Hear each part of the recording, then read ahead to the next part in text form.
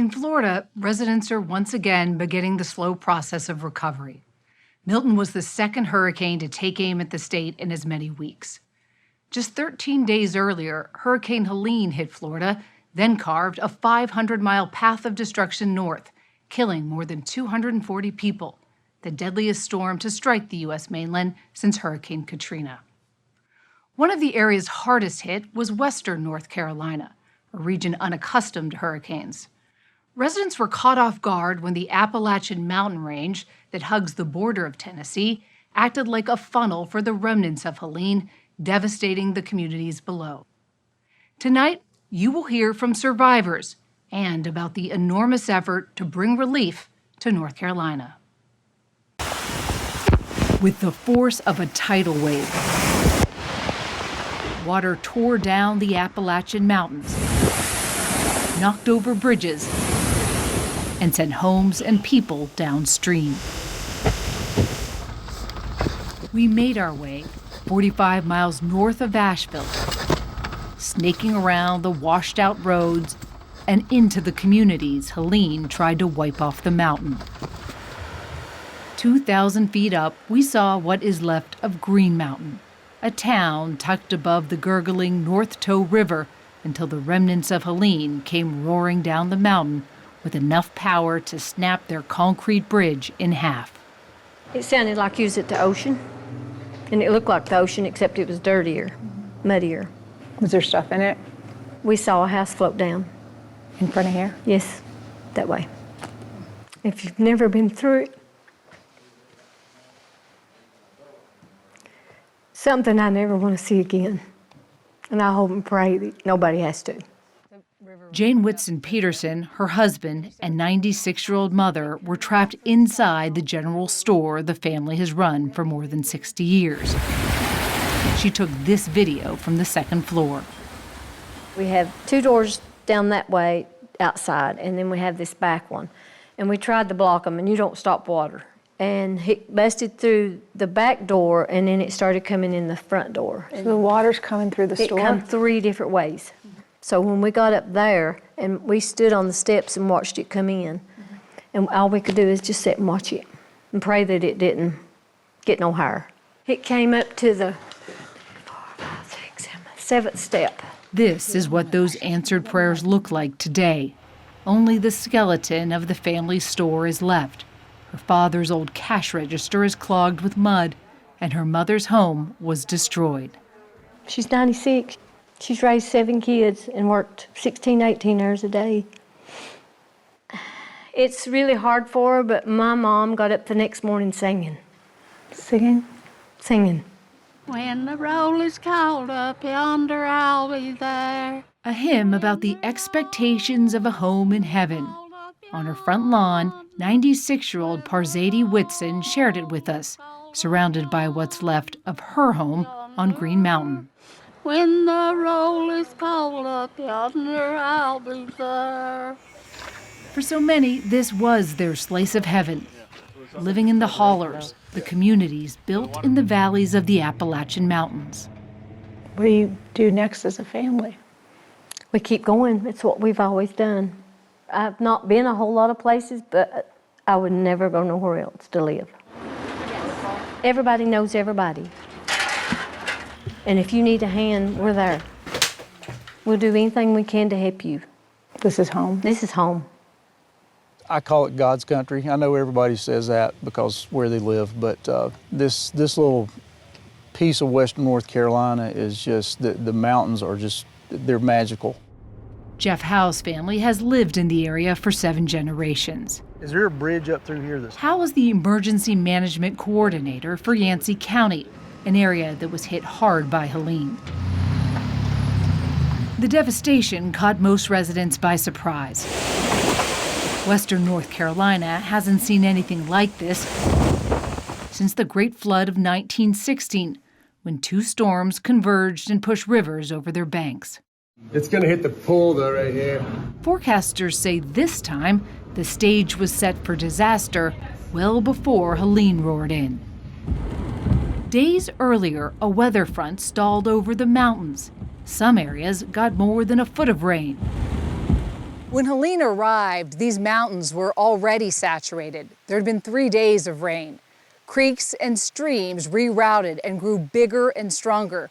There was nowhere for all that water to go but down, and it took everything in its path with it.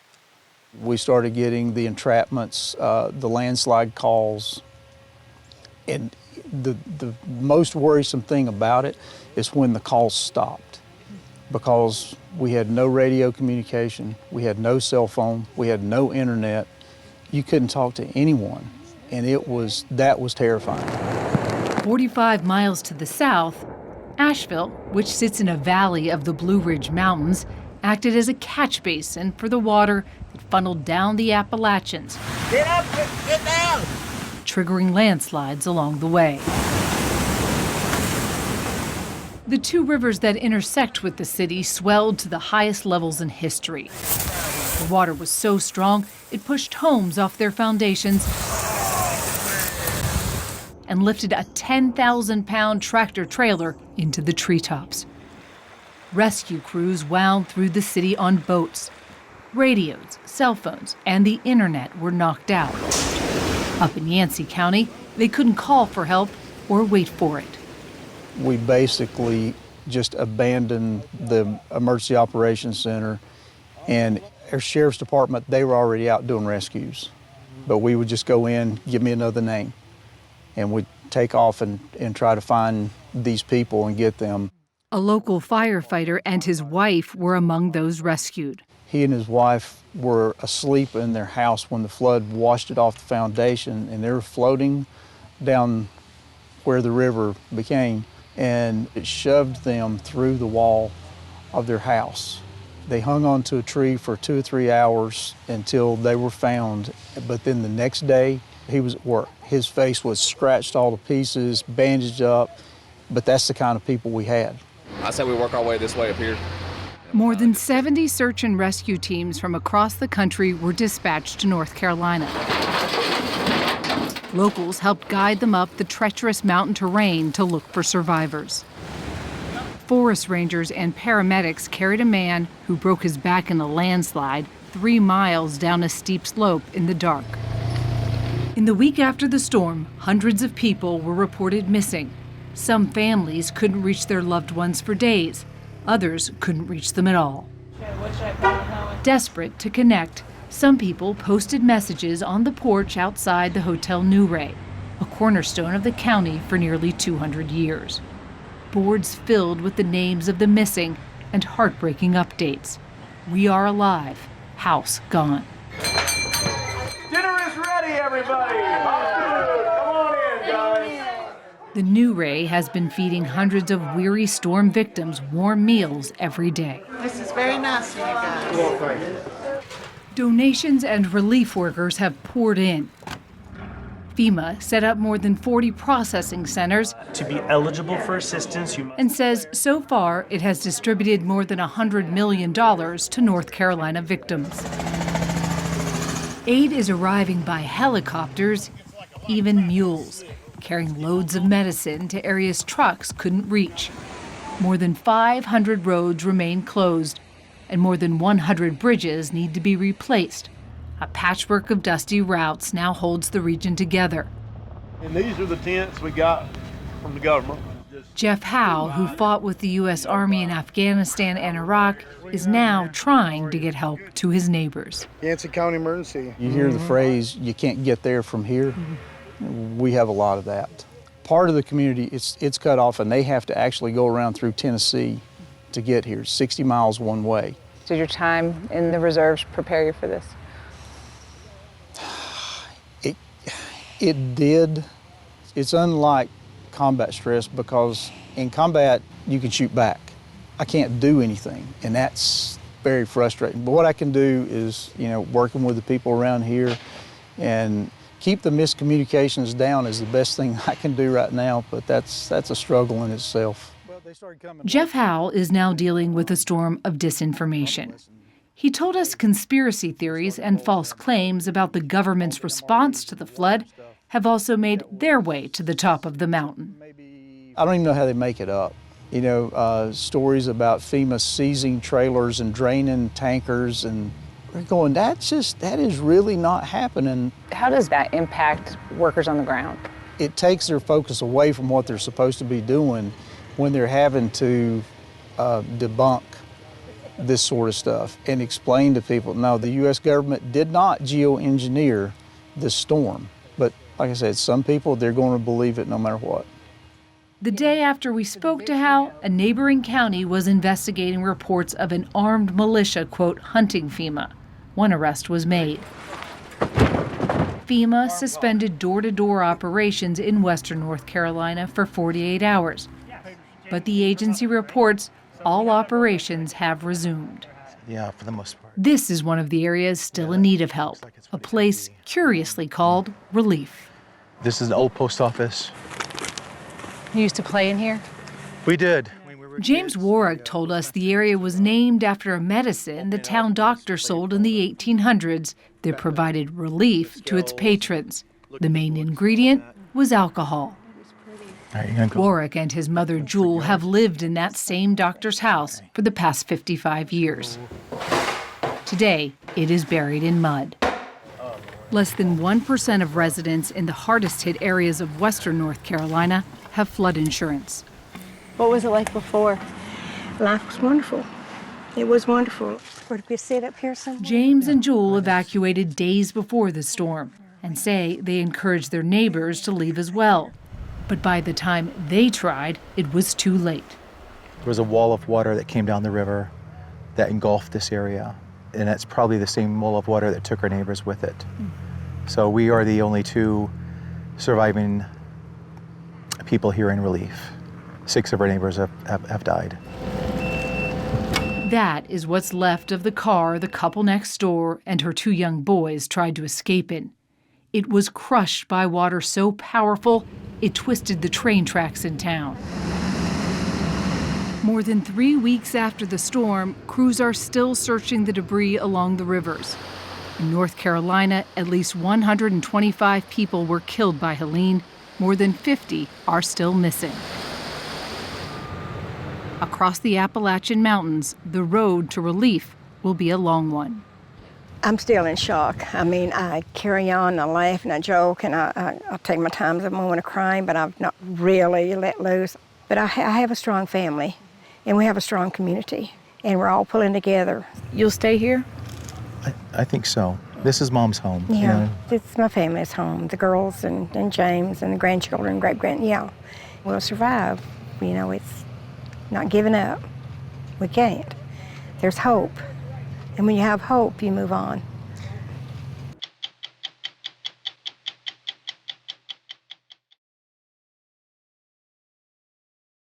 Like rounds of artillery, hurricanes are coming in a salvo the likes of which we haven't seen in more than a decade. Maria, which devastated Puerto Rico this past week, was the first Category 4 to make a direct hit on the island in 85 years. Last month, Hurricane Harvey was the most ferocious rainstorm ever recorded in the continental U.S. The number of storms is higher than usual, but it's their intensity that is extremely rare, with 2 Category 4s and 2 Category 5s making landfall in a month. The question facing America's coastal cities is this: is the ferocity of these storms a fluke or the future? No one died on Bramblewood Drive, but lives were lost. The lives we measure in memories. The bike that taught the kids how to fly, the perfect dining room chairs, the letter jacket they can't believe they saved all these years. 14831 Bramblewood in West Houston is the Shields place. Vince Shields rolled his family history to the curb and dumped decade after decade. My wife's a seamstress, and so these are probably her patterns that she had through high school and on up. We lost a lot of personal pictures, but most of this, you know, I won't have to have a garage sale. Yeah. Shields, who retired from Shell, has lived on Bramblewood 16 years. Here's a water line. So I'm 6'2", So. And the water line is as tall as you are. It is. 6'2". He'd never seen water in the house. The flood started to drop after 2 feet, but it surged to 6 after engineers opened the gates on 2 antiquated flood control reservoirs to stop the dams from failing. We've had church crews in here. Second Baptist, we go to Second Baptist, they had a crew out here. We have had a couple of Christian crews from Lafayette. That's how you got all this done? Oh, yeah. All volunteers? All volunteers. People just walked up and knocked on the door? Yeah, or you sign up at the church and put your name on the list, and people show up, and it's amazing. God works. More than 80 people were killed, and around Houston, it's estimated that 27,000 homes were destroyed. Almost 25% of Houstonians live below the poverty level, and many of their homes were in the floodplain. This is Joe's house. You'll see him, he's in the black shirt. All right. If you have any questions, ask me or ask Joe exactly what he wants us to do. Next door to Vent Shields, Joe Kilchrist's place was being gutted by military vets. Kilchrist kept the plywood from the last big storm season back in '05. The vets call themselves Team Rubicon. Your masks have to stay on. You do not want to be breathing in that fiberglass. We'll walk in and I'll show you guys. Michelle Siege says they'll have 2,000 volunteers from all over the nation for 2 months. So yesterday I was like, I had a whole street, all the debris piles were beautiful and neat and ready for the city, and then I get assigned here this week and you turn a corner and you just see it's a whole new street full of people that need our help. Was the world capital of fossil fuels brought low by climate change? We asked Catherine Hayhoe, a leading atmospheric scientist at Texas Tech University. It's too early to tell. The post-mortem will take years, so to speak, because climate science is all about the long-term statistics. We can say absolutely without a doubt that this hurricane took place over altered background conditions. Our planet is very different today than it would have been 50 or 100 years ago. By altered background, she means that the oceans of 2017 are on track to be the 3rd warmest on record. Warmer water intensifies hurricanes 3 ways. First of all, in a warmer world, more water evaporates into the atmosphere. And so when a storm like a hurricane comes along, there's so much more water vapor sitting up there for that hurricane to sweep up and dump on us. The second reason is sea level rise. Water expands when it's heated. And that means that when a hurricane comes along, the storm surges, on average, will be stronger because there's more water behind them. And then the third way that we expect climate change to affect hurricanes is through warmer ocean waters. More energy, more power will be available to hurricanes in the future, enabling them to intensify faster if conditions are right, as well as become more intense. And that's apparently what we had with Harvey. We're starting to see it. What have you lost? 3 cars, most of our home, and our rental property, and half of our sanity. You've been here 20 years. Ever flood before? Never. Is this house in a floodplain? No. No. Hell hath no fury like a woman submerged. The crack of every ruined memory exposed Cynthia Neely's rage, not at Harvey, but at Houston. She's with Residents Against Flooding, a 9-year-old group suing the city. They want to toughen the law that requires developers to dig detention basins to catch runoff from buildings. Houston has grown about 25% in 20 years. We hired top-notch hydrologists, engineers to look at a problem and say, hey, something's wrong here. City, county needs to do something. And so for all these 9 years, we've been going to mayor after mayor, year after year, begging and pleading, asking for detention basins, asking for drainage infrastructure improvements, and they just look at us like, thank you for coming, have a nice day. Why? It costs money, and because this city is bought and paid for by developers. When you hear someone say these storms come along every 500 years or so, what do you say? Bullshit. Okay? Seriously, we have had 3 500-year floods in the last 27 months. Now we have Harvey. Mother Nature is going to do what Mother Nature is going to do. That means it's going to rain, we're going to have hurricanes and tropical storms. So, by golly, do something to protect your people from it. Mr. Mayor, I talked to one of your constituents who uses words that I can't use on TV. Okay. Sylvester Turner has been mayor of Houston nearly 2 years. I understand why people are mad right now. Because if there are projects on the books, and the only thing that stopped those projects from being built was the funding. There is a sense among citizens who have flooded homes that there has been a lack of urgency about starting these major mitigation projects. I agree. I agree with them because, you know, all of these things are foreseeable. So why haven't these things been done, Mr. Mayor? Because there hasn't been the urgency on all levels to get them done. And that's the sad part. The threat hasn't been ignored entirely. The federal government has spent more than $100 million in the county over the years buying up homes in the floodplain. But reams of flood control proposals fill the filing cabinets at City Hall. Sometimes it takes an event to occur that shakes people to their core. This storm has shaken people to their core. People don't want to hear the rhetoric, and I understand that. The question then becomes, are you, as elected officials and others, operating with the greatest degree of urgency? This is heartbreaking, guys. Yes, it is. These are those 2 flood control reservoirs that were built in the 1940s. They are usually dry, which is why you see trees.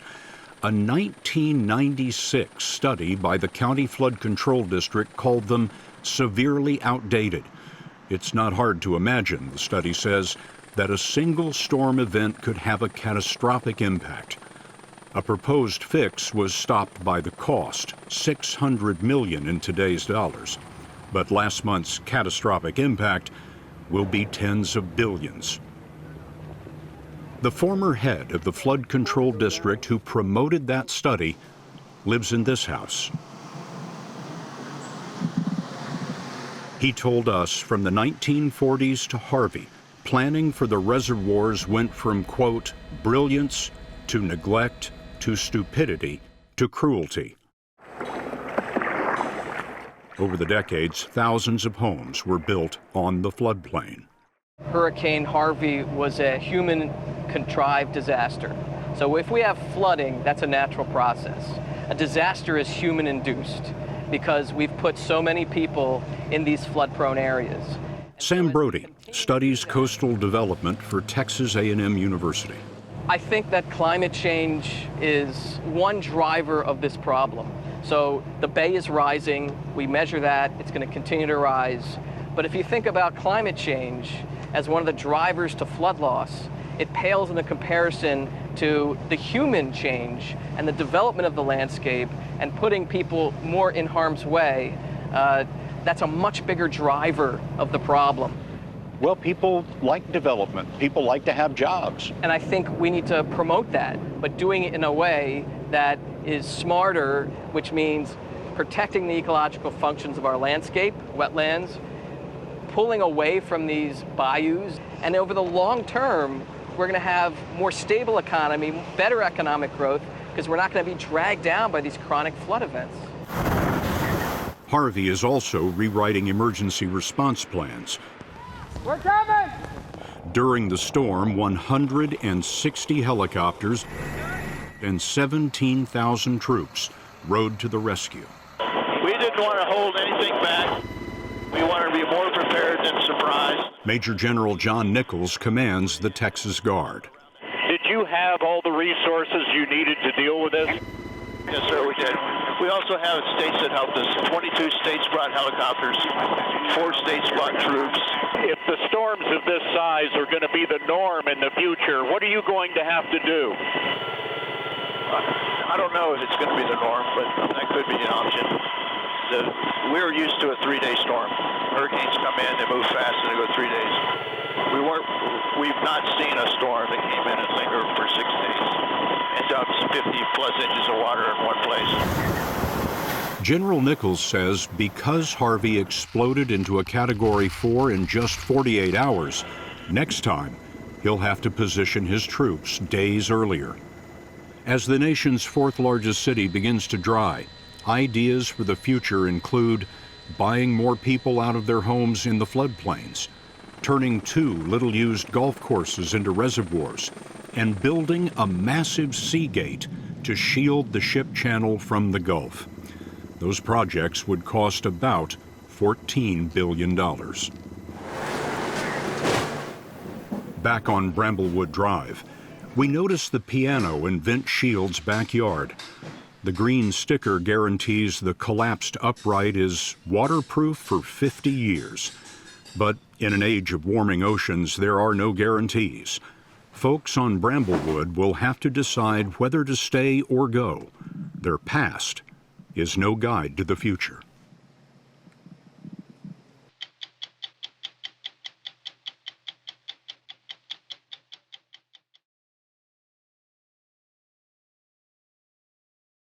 This past week, snow began to fall on the shoulders of people struggling to get back up after Hurricane Sandy. 2 weeks after the storm, many thousands are still out of their homes, and thousands more have no power. A long stretch of the East Coast looks like it lost a war. One place still in the dark and the cold is the New York City neighborhood of Belle Harbor. It's a community of only a few thousand, but it has seen much more than its share of tragedy. A lot of its residents are cops and firemen, and many were lost on 9/11. Then, 2 months later in 2001, a jumbo jet crashed into the community. Now the storm has swept away a great deal of Belle Harbor, but it did not take away the grit of the people who always reach out for one another. This was the moment captured on a phone when many in Belle Harbor thought fate would finally take their town. We were terrified when the fire started, because we watched the houses on the next block go up one after another. And the fire department couldn't get here because the water was so high.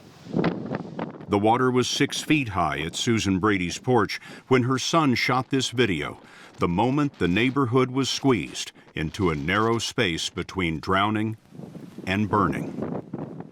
I mean, the water was breaking on the back deck. It was coming in through the basement windows, the garage.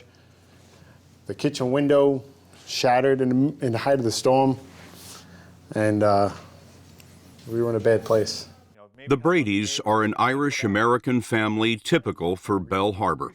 Jimmy and Brian are New York City firefighters. Patrick is applying to join the fire department. The night of the storm, the Bradys did not evacuate, but Dennis was away on a trip to Florida. I can't imagine anything worse than being 1,000 miles from here and have your wife on the phone telling you that the house is flooded and the fire's coming. I couldn't wait to get in the car. I just couldn't. What did you do? I ran to the store and got everything I could, generators and water pumps. And I just told the guy, stuff the car with everything you got in this place and put it in there. And here's my credit card. Maxed out the credit card?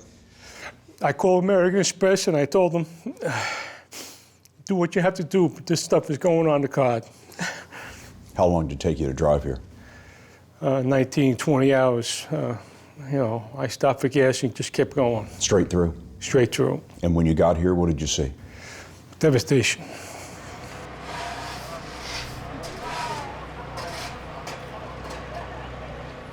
Total devastation. Dennis maxed his card on more pumps, generators, and supplies than he could use because he knew someone would need them.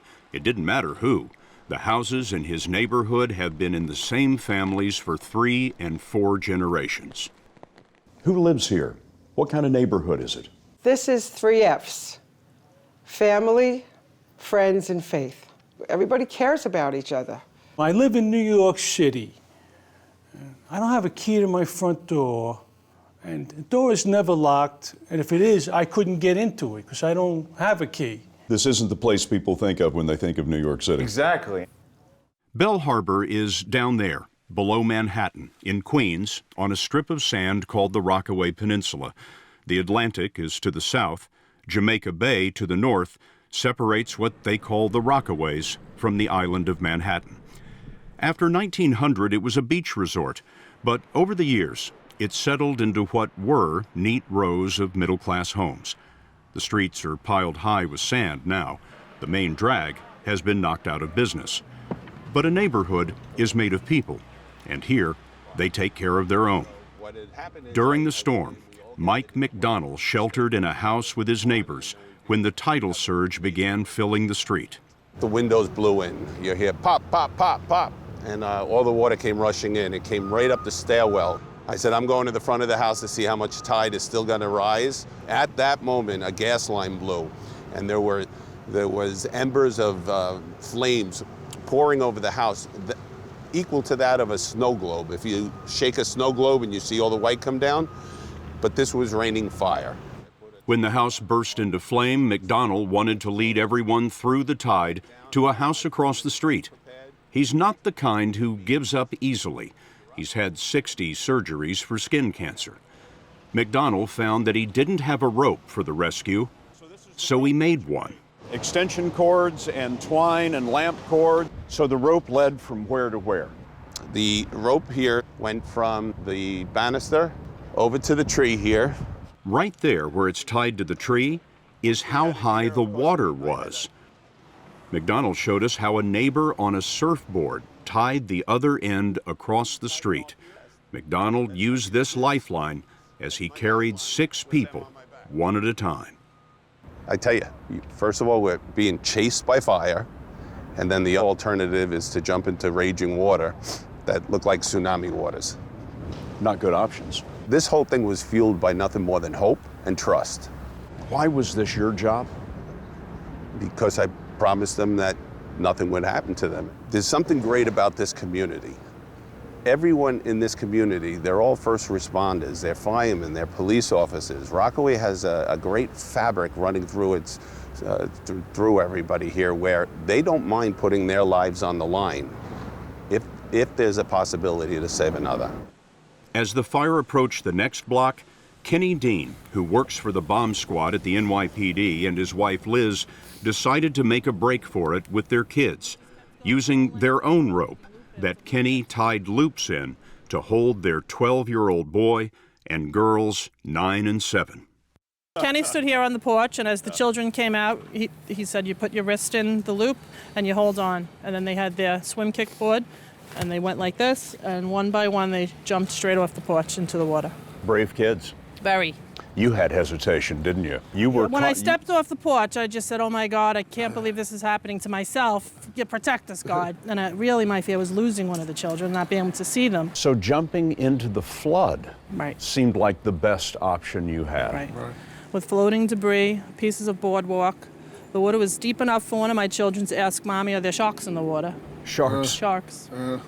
And I said, no, of course. And off we just, they quietly continued. They were very quiet. Jim O'Connor could see the fire consuming his neighborhood. My wife likened it to the Titanic meets Gone with the Wind when Atlanta was burning.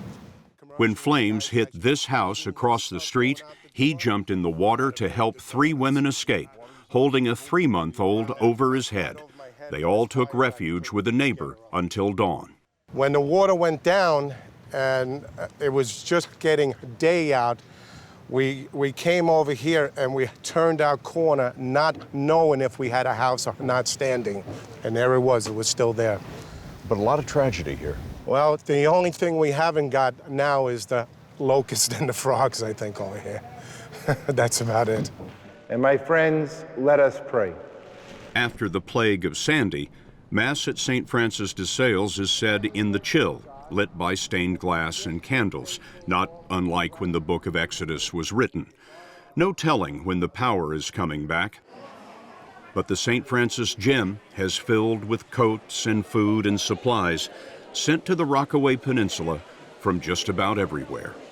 People from Rockaway, we live by the ocean and we respect it, but we don't fear it really. You know? We sat down at St. Francis with fireman Sean Heron and James Brennan, childhood friends who'd seen their town survive before and didn't imagine losing it to the sea they love.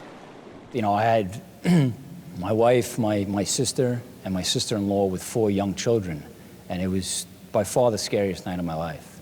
God forbid if I did have to get them all out of the house, you know, how I was going to do it. And luckily I didn't have to, so. But, you know, I think my brother was watching down on me, so. Your brother was watching down on you. Tell me about your brother. He got killed in 9/11, and you know, he was a great kid, very well liked, hard worker, just a great kid. His brother was Charlie Heron, a bond trader at the World Trade Center. Belle Harbor lost 10 people that day, 5 of them firemen. And among those grieving was Charlie Heron's best friend, Chris Lawler, who, himself, had only 2 months to live. In November, an American Airlines jet got into trouble leaving Kennedy Airport and nosed straight into Belle Harbor. 260 were killed on the plane. 5, including Chris Lawler, died on the ground. The plane crash in 2001 happened just beyond that yellow house there on the very next block. And so here it is in the same neighborhood that more than a dozen houses burned down during Hurricane Sandy. And 3 people were killed here in Belle Harbor. 1 woman bled to death when she was cut by flying glass, and 2 men drowned in their basements. Those deaths would have been mourned here at the Harbor Light Pub, the place for first dates, wedding receptions, and Irish wakes. It was here 32 years, owned by a man who lost a son and now a business, Sean Heron's dad. Your dad's restaurant is really the center of this community, it seems, for most people. A lot of good times. I mean, if those walls could talk, you know. Became a place where everybody could go, almost like a Cheers, you know. Well, I'm in the restaurant business now, and my first job was as an 11-year-old busboy at the Harbor Light, which I got fired from, and then I got rehired as a dishwasher. The homes they knew were ruined by the sea. The houses of Belle Harbor are turned inside out, the debris out front, same as the next house, and the next, and on down the street. Out where the kids play, the Navy landed engineers and equipment. When the military hits the beach, you know there's a lot of work to do. See it for everybody, baby. For a few, these are signs that it's time to go, at least for a while. We'll get the O'Grady's in this one and the Murphys in this one. We met 5 moms and 15 kids going to San Diego for the next few weeks, so the kids can get in school and dads left behind can fix the houses. Love you, buddy. James Brennan, who we met in the church, organized this trip. He turned his busboy experience into a chain of restaurants in California. After the storm, he came back, and now he's raising money to get debris cleaned out and get electricity and heat back in. They're separate. As for the Brady boys, they're helping out on the main drag to get the businesses open, and the rest of the time, they're tearing out what was lost in their own home. Do you think of yourselves as victims of the hurricane? No. No. How could you not? We're alive. We're here together. And like, we're the lucky ones. You're the lucky ones? Yeah, absolutely. I think most people walking around this neighborhood wouldn't think of you as being too lucky. If you walk around a block, you'd say so. This house is completely burned to the ground, and our house is still standing. All we do is just got our basement. You know, just things. And that's it. And that's the big thing, is that everybody is safe. You know, the neighborhood is still here.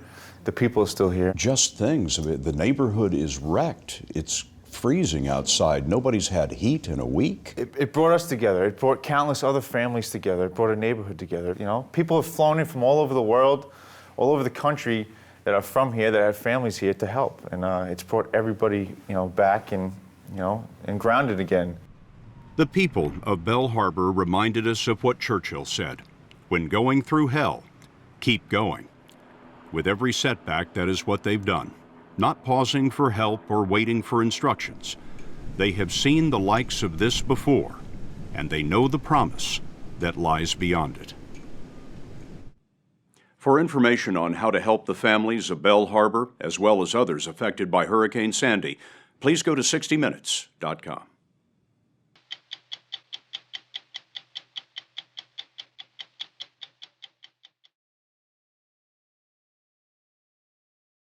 When Hurricane Sandy made its way towards the East Coast in the fall of 2012, residents knew it could be devastating. What they didn't expect was just how bad Sandy turned out to be. 117 deaths and damage estimated at more than $60 billion, second only to Katrina. Now, 2.5 years later, Sandy victims have been hit by something else they didn't expect, the storm after the storm. Many of them say they've been cheated out of their insurance claims. Thousands of claims have still not been resolved, and there is evidence that many homeowners were victims of what appears to be wide-scale fraud, where original damage reports were later changed to make it look like the damage wasn't as bad. Making matters worse, appeals to the federal agency in charge of all of this, FEMA, went nowhere. Hurricane Sandy damaged or destroyed hundreds of thousands of homes and rearranged neighborhoods. Long Beach, New York was one of them. This was Bob Cable's house the next day, the yellow one, with a sand dune blocking his front door. The beaches decided that they didn't want to be there anymore, and they came to pay a visit, and that's what happened. And we got back to the house, and we were devastated.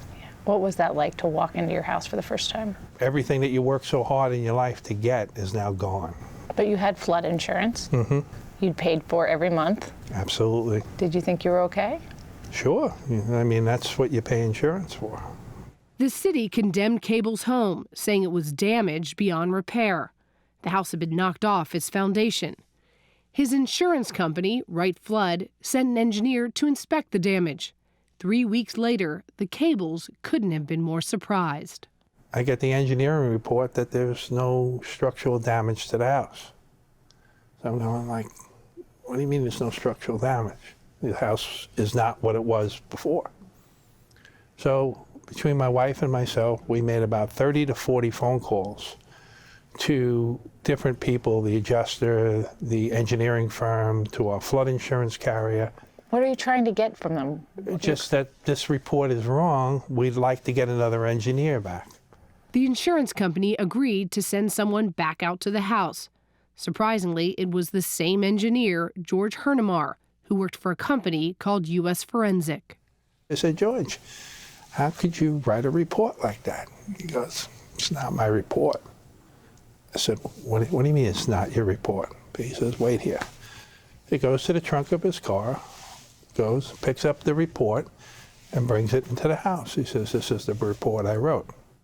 Bob Cable got out his phone and took a picture of George's original report. It plainly said there was structural damage to the house. But this is the report the insurance company sent to Cable when they denied his claim.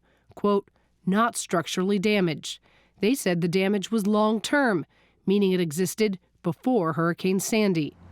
The Cable's insurance company, Wright Flood, the largest provider of flood insurance in the country, paid him just $79,000 of his $250,000 policy. I had a mortgage on the house. I've had estimates of $350,000 to rebuild the house. What am I going to do? Bob Cable's house was torn down after he sold it for a loss, and he believes it was because of a falsified engineering report. The photo Cable took was solid proof for many other Sandy victims who were struggling with similar situations. How many houses do you see that are empty? On this block, probably half of them. The Cables pleaded to a vice president at their insurance company and passed on their evidence. But the company denied full payment, arguing subsequent reports supported them. With frustration as high as the watermarks in their home, the Cables filed a lawsuit. That suit drew the attention of a Texas trial lawyer who had never been to Long Beach but got on his plane in a hurry. Steve Mostyn has won billions fighting insurance companies, and when he heard about Bob Cable's case, he says he had a gut feeling the Cable family wasn't alone. Sure enough, he says his Houston office is now flooded with paperwork from victims of the superstorm. There's been a systematic fraud on the policyholders who filed flood claims from Sandy. What's the fraud? The fraud is taking engineers' reports and changing them from saying there was structural damage to saying there's no structural damage, or giving the engineers a form to fill out that already has the conclusion of no structural damage. Why would anyone do that? save money. The biggest ticket item inside a claim for a flood claim is the structural damage. And so when they don't pay for structural damage, they save hundreds of thousands of dollars on each claim. Of the thousands of cases lawyer Steve Mostyn says he's found, electrician John Miro and his wife Gail's is the most revealing.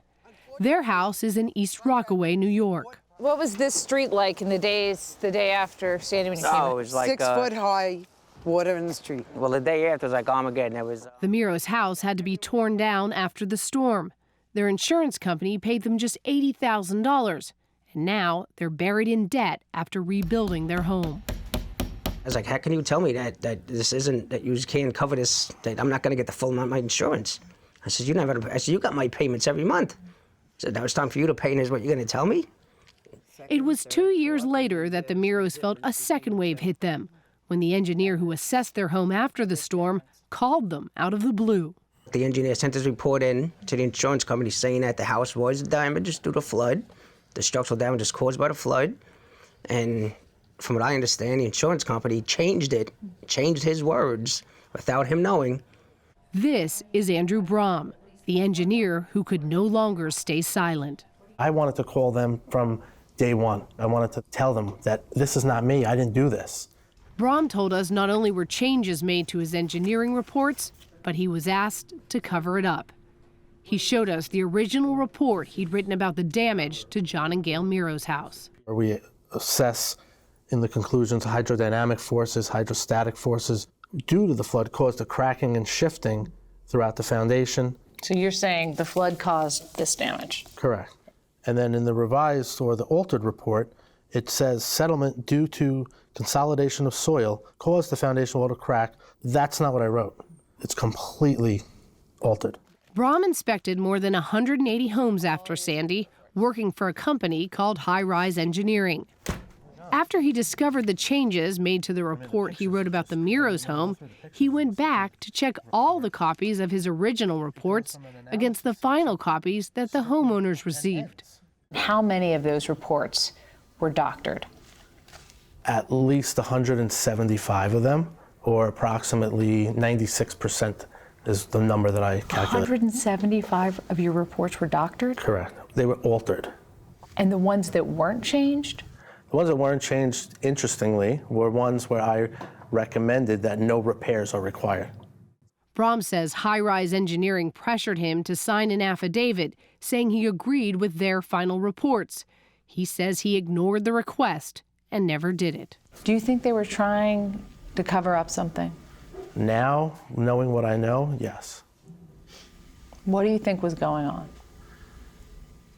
They figured out that they altered all those reports, and they wanted to hurry up and have, they called me Brom. Get Brom to sign off on this quick. So if Brom wasn't thinking or Brom didn't care, he would just sign his name 200-something times, and they were off the hook. And that wasn't happening with me.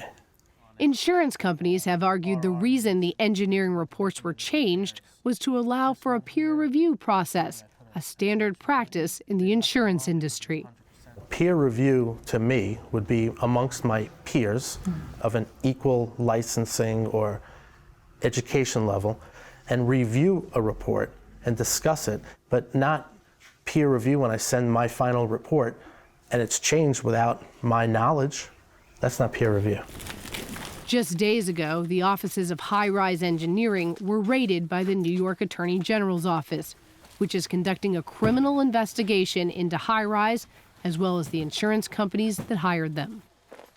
High Rise, Wright Flood, and U.S. Forensic all declined our requests for an interview. They have denied allegations of criminal activity, and all three say they are cooperating with the investigation. More than 2,000 Sandy victims have filed lawsuits in federal courts.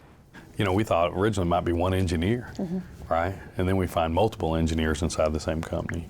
And as we dug into it, it's other engineering companies. Well, then you got to start looking for a different common denominator. And in this case, all of those companies are overseen by FEMA, the Federal Emergency Management Agency. More than 5 million homeowners living in designated flood zones all around the country are required to buy flood insurance policies backed by FEMA and taxpayer money. Brad Kaiserman is the new head of FEMA's flood program. On the job for about 3 weeks, he's already had to answer to allegations of fraud and criminal activity at the expense of some of Sandy's hardest hit families. I'm not going to sit here and conceal the fact that it happened, because in the last 3 weeks I've seen evidence of it. You say you've seen evidence of these fraudulent reports. Yes. You've seen evidence of what could be criminal activity by using unlicensed engineers. Yes, which is why I referred it to the Inspector General. When did FEMA learn that there may be a problem here, that fraudulent reports may be used to deny claims?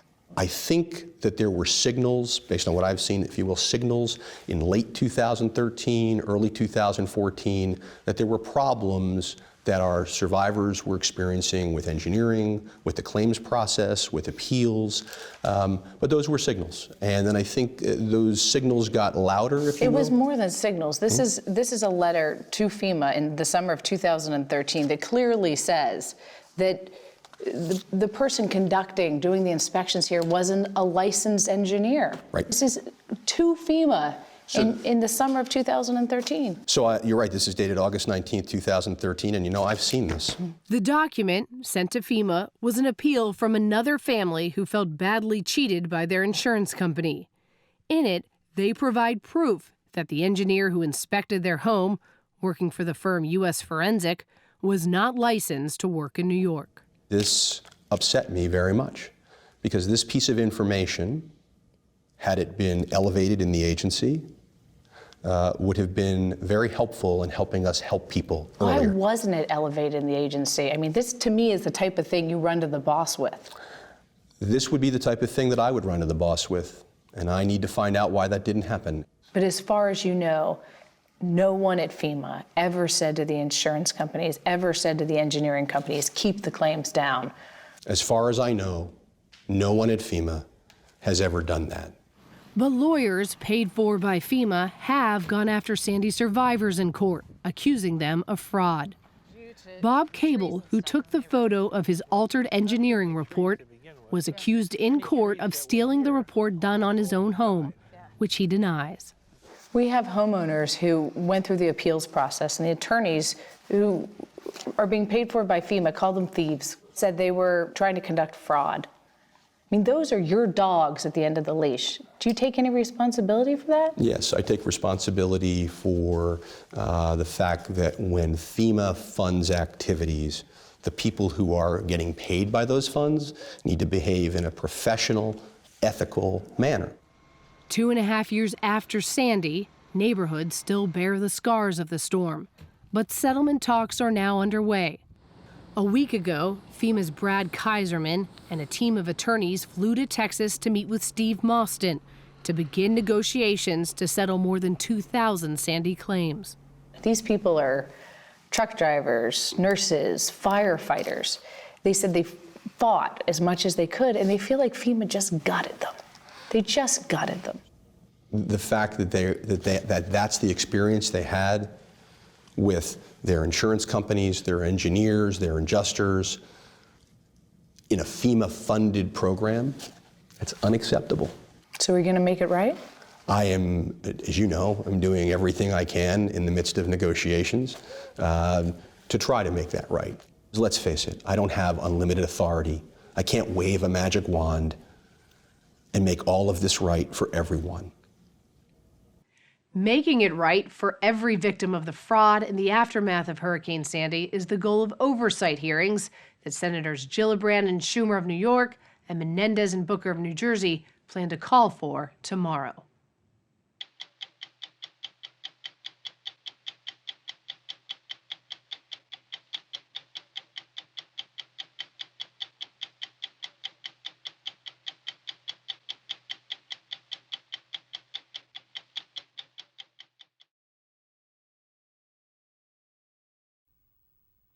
For the city of New Orleans, Hurricane Katrina was not so much a sudden calamity as a slow-motion catastrophe. The whole country watched in agony as the floodwaters rose and houses, neighborhoods, and society itself began to disintegrate, along with the city's broken levees. 60 Minutes correspondent Scott Pelley's been in New Orleans this weekend looking into how much of what happened was natural disaster and how much was man-made and avoidable. Well, all your guys, thank you. Got to take care of our own. The mayor of New Orleans, Ray Nagin, is on his way to take the measure of the misery in the worst American disaster in 100 years. Most of his city has surrendered to the sea. The streets of the Big Easy are now subject to the tides of the Gulf of Mexico. Every person is hereby ordered to immediately evacuate. 2 days before the storm, Nagin ordered the biggest evacuation in U.S. history. But he told us he never imagined his city would be abandoned, as he sees it, by the state and federal government. Nagin says communications failed and agencies dithered over jurisdiction while New Orleans drowned. Too many people died because of lack of action, lack of coordination, and some goofy laws that basically say there's not a clear distinction of when the federal government stops and when the state government starts. And if you have if the federal government takes over, then you're giving up some powers, or if the governor don't ask the president and the president don't ask the governor. And it was just BS. Bureaucracy. Bull crap. When people are dying, bureaucracy should be thrown out of the water. You think people died because the relief was delayed? There's no doubt about it. I watched a guy jump from the Superdome yesterday. Just couldn't take it anymore. We have 2 police officers that have committed suicide. They couldn't take it anymore. This is hell. And to have this happen in the United States of America, in the state of Louisiana, and to not have immediate response, regardless of the laws, is tragic. You know what the national response authorities would say? It's a disaster. It's hard to get stuff in there. It's hard to fly the helicopters and the trucks in there. Man, I don't want to hear any of that. This is a national disaster on U.S. soil. And if we can deploy troops around the world, if we can deploy National Guards in a confined area, this is a small city. It's about 500,000 people. We're not talking about taking over a country. We're talking about 500,000 people, and with all the resources that this state and this country has, it should have gotten done quicker. We met Nagin at his headquarters, this shattered downtown hotel with no power, no water. It's crazy, man, I'm telling you. He's a former cable TV executive with no political experience. He won a surprise victory in 2003. This week, holed up in the darkness, he lashed out on a radio talk show, saying that distant politicians were bragging about their efforts while his city descended into chaos. And they don't have a clue what's going on down there. They flew down here one time, 2 days after the doggone event was over, with TV cameras, all kind of goddamn, excuse my French, everybody in America. But I am pissed. On the radio show, you said that the people who failed to bring aid in here in 24 or 48 hours ought to go to hell. Well, I said they're going to have to account for that. And here's the issue, and here's what the nation needs to get ready for.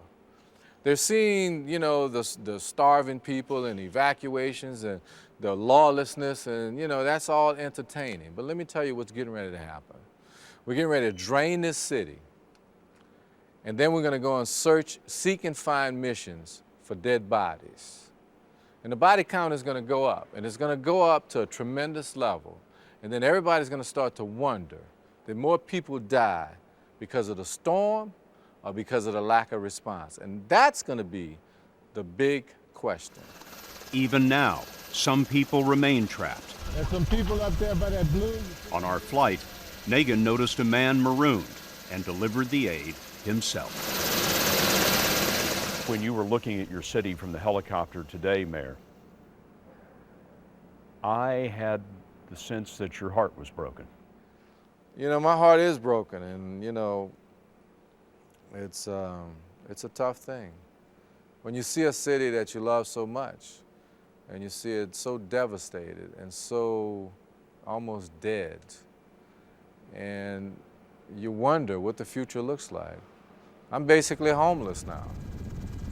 Nagin says the nation still doesn't know how desperate New Orleans was in the hours of anarchy, the 3 days before the National Guard broke through. My police chief almost got kidnapped.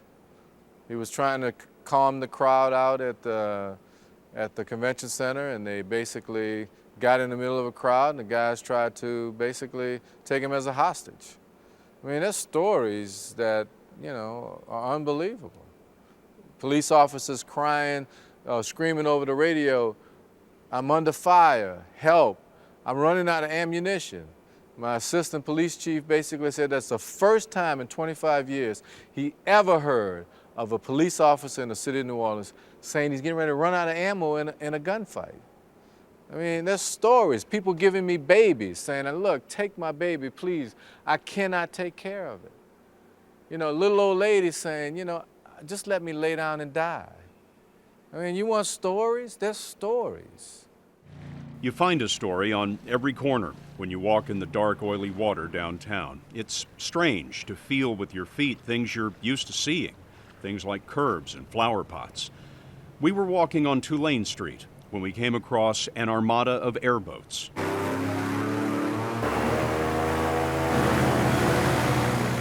Where are you going? To the hospital? Down to the courthouse. You go by the hospital if you want to. How long have those folks been in there? I don't know. Yeah. We know at least since the storm. How do I get on this thing without tipping it over? You ain't gonna tip it won't down. tip over? They were Texas game wardens heading to evacuate the biggest public hospital in the state. This is what their drive down Tulane is like.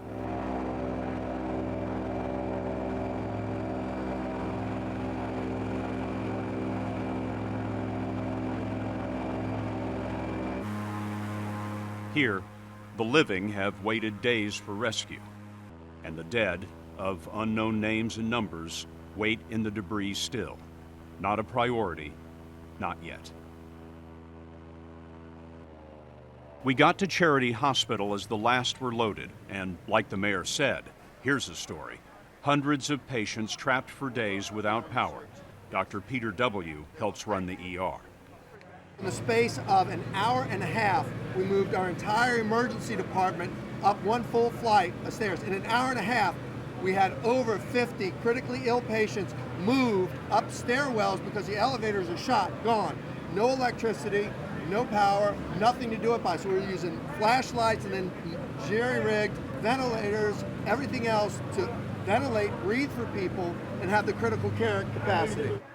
But even so, Dr. Ben DeBoisblanc says some patients died who might have been saved.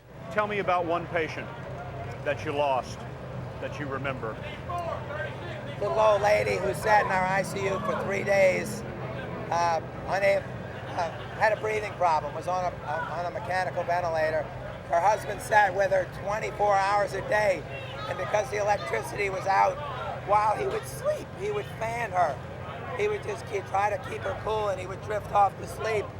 We got her over to the heliport, to the top of the parking garage, and her vital signs began to deteriorate. And we knew that she was going to die. She died on the roof waiting for a helicopter. She died on the rooftop waiting for a helicopter.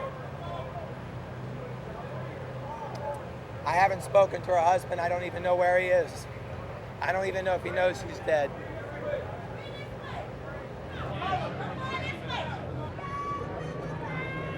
There is joy in rescue, but remember, most of these people have no place to go.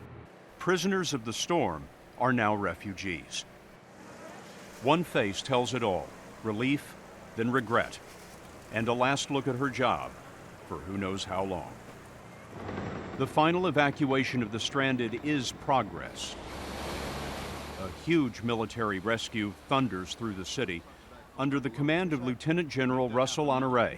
I want that on the ground so the trucks can go get another load. Yes, sir. You can make that happen? I can make it happen, sir. You the man. Yes, sir. He's a man the mayor calls John Wayne. This is a complex problem. It's called a disaster.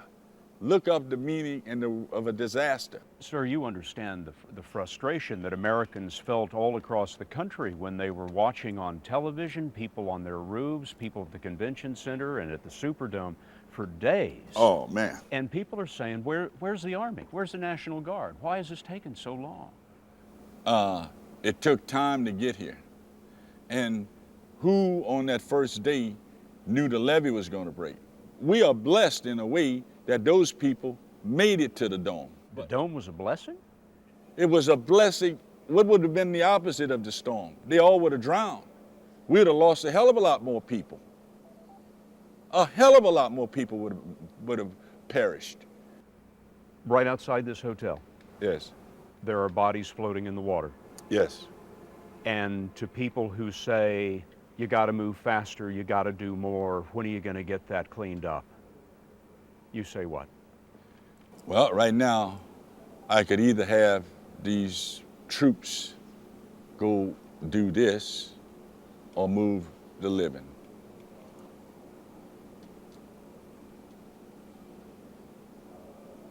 What would you do? We stopped on Jeanette Street to find the Army picking up the living one at a time. The neighbors told us the soldiers wanted all the sick and injured brought to this intersection, so there they were, under the hurricane of a Black Hawk.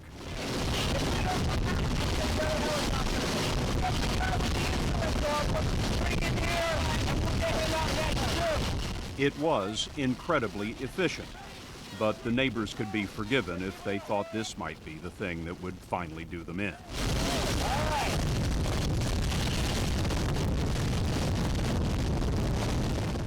As people flew off Jeanette Street, across town sandbags were falling. Getting ready to drop, and away they go. And disappearing into one of three breaches that betrayed New Orleans to the sea. We learned something that surprised us here. Despite what you've been hearing, not one of New Orleans' levees failed. All of the massive earthen levees survived. The failure was in flood walls like this one on the 17th Street Canal. The flood walls are miles long, but only 2 feet thick. You never know which way the track's going to go. And Al Naomi is the man who manages New Orleans flood control for the Army Corps of Engineers. He was probably the first to understand what was about to happen to New Orleans. the flood wall is very unforgiving. It's either there or it's not. The walls were designed in 1965 to withstand a Category 3 storm. Category 4 Katrina pushed her surge over the top. It just was overtopped and the water started pouring over. The support for the flood wall failed and it just pushed out and toppled over, and that was it. What could have been done before now to prevent this from happening? I don't know. I don't think... You know this better than anyone. Well, yeah, but you see, there was not sufficient money or time to do anything about this. If somebody had said, okay, here's $1 billion, stop this failure from happening for a Category 4, it couldn't have been done in time. I'd have had to start 20 years ago. To where I feel today, I would have been safe from a Category 4 storm like Hurricane Katrina. Shouldn't this have been done 20 years ago? Sure, it should have been done 20 years ago. But, you know, what can we do about that? You have to recognize before we had Category 3 protection, we didn't have anything. On Friday, President Bush came to see for himself and ran into Hurricane Megan. The president offered the mayor the first water he was happy to see in 5 days, a shower aboard Air Force One. When the president came, did you unload any of that radio talk show stuff on him? No, I didn't, but he was well aware of it. And I pulled him on the side with the governor. I said, look, that was uncharacteristic for me. But consider being in my shoes. What would you have done? And if I said anything disrespectful to the office of the president or the governor, I apologize. But tell me what we're going to do now. And what did the president say? The president basically said, Mr. Mayor, I know we could have done a better job, and we're going to fix it. President acknowledged to you that it wasn't handled in the best way? Well, he said they could have done better. You're pretty frank with the president. Well, the president asked me to be frank. I mean, he said to me, he said, look, I think I've been hearing a lot of stuff that may not be true. I want to hear from you. Tell me the truth, and I will help you. The truth about New Orleans is, incredibly, that the worst is yet to come. Once the flood walls are plugged, the city's network of pumping stations will start to drain the city. That'll take weeks at least. But before they can even begin to make the city livable, they will have to deal with the dead. Now think about this. Every house that's flooded right now, we have to go in and see if there's anybody in it, and God forbid, take those who didn't make it. Every building, every room. What are you going to find, sir? I think we're going to find a lot of people. Try to give me some sense of what you think the possibilities are in terms of the casualties. Well, let me put it to you this way. We think we evacuated 80% of the people in the city as it relates to this particular event. Do the math, that's 100,000 left. We've evacuated 35,000 people so far. Let's say there's another 15,000. There's 50,000 people unaccounted for. Which number you want to pick? 5%? 10%? 15%? I don't know, but I think it's going to be significant.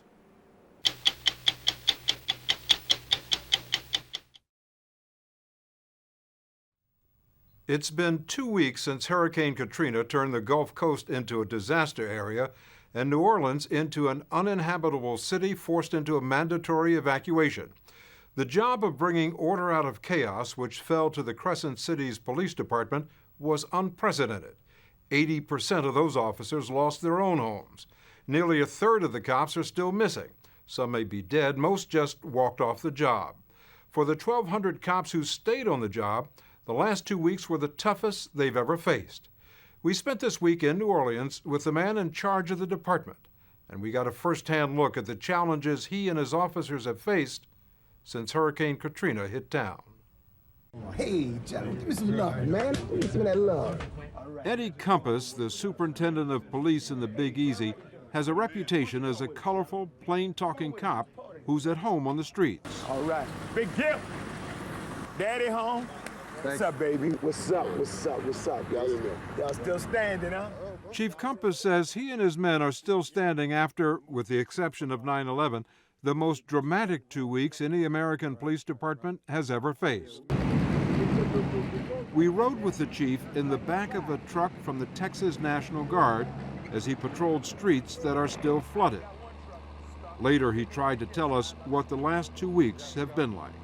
Imagine holding a city together with no communications, no resources, no ammunition, doing search and rescue, then switching from search and rescue to tactical because individuals started shooting at the fire trucks and the search and rescue teams.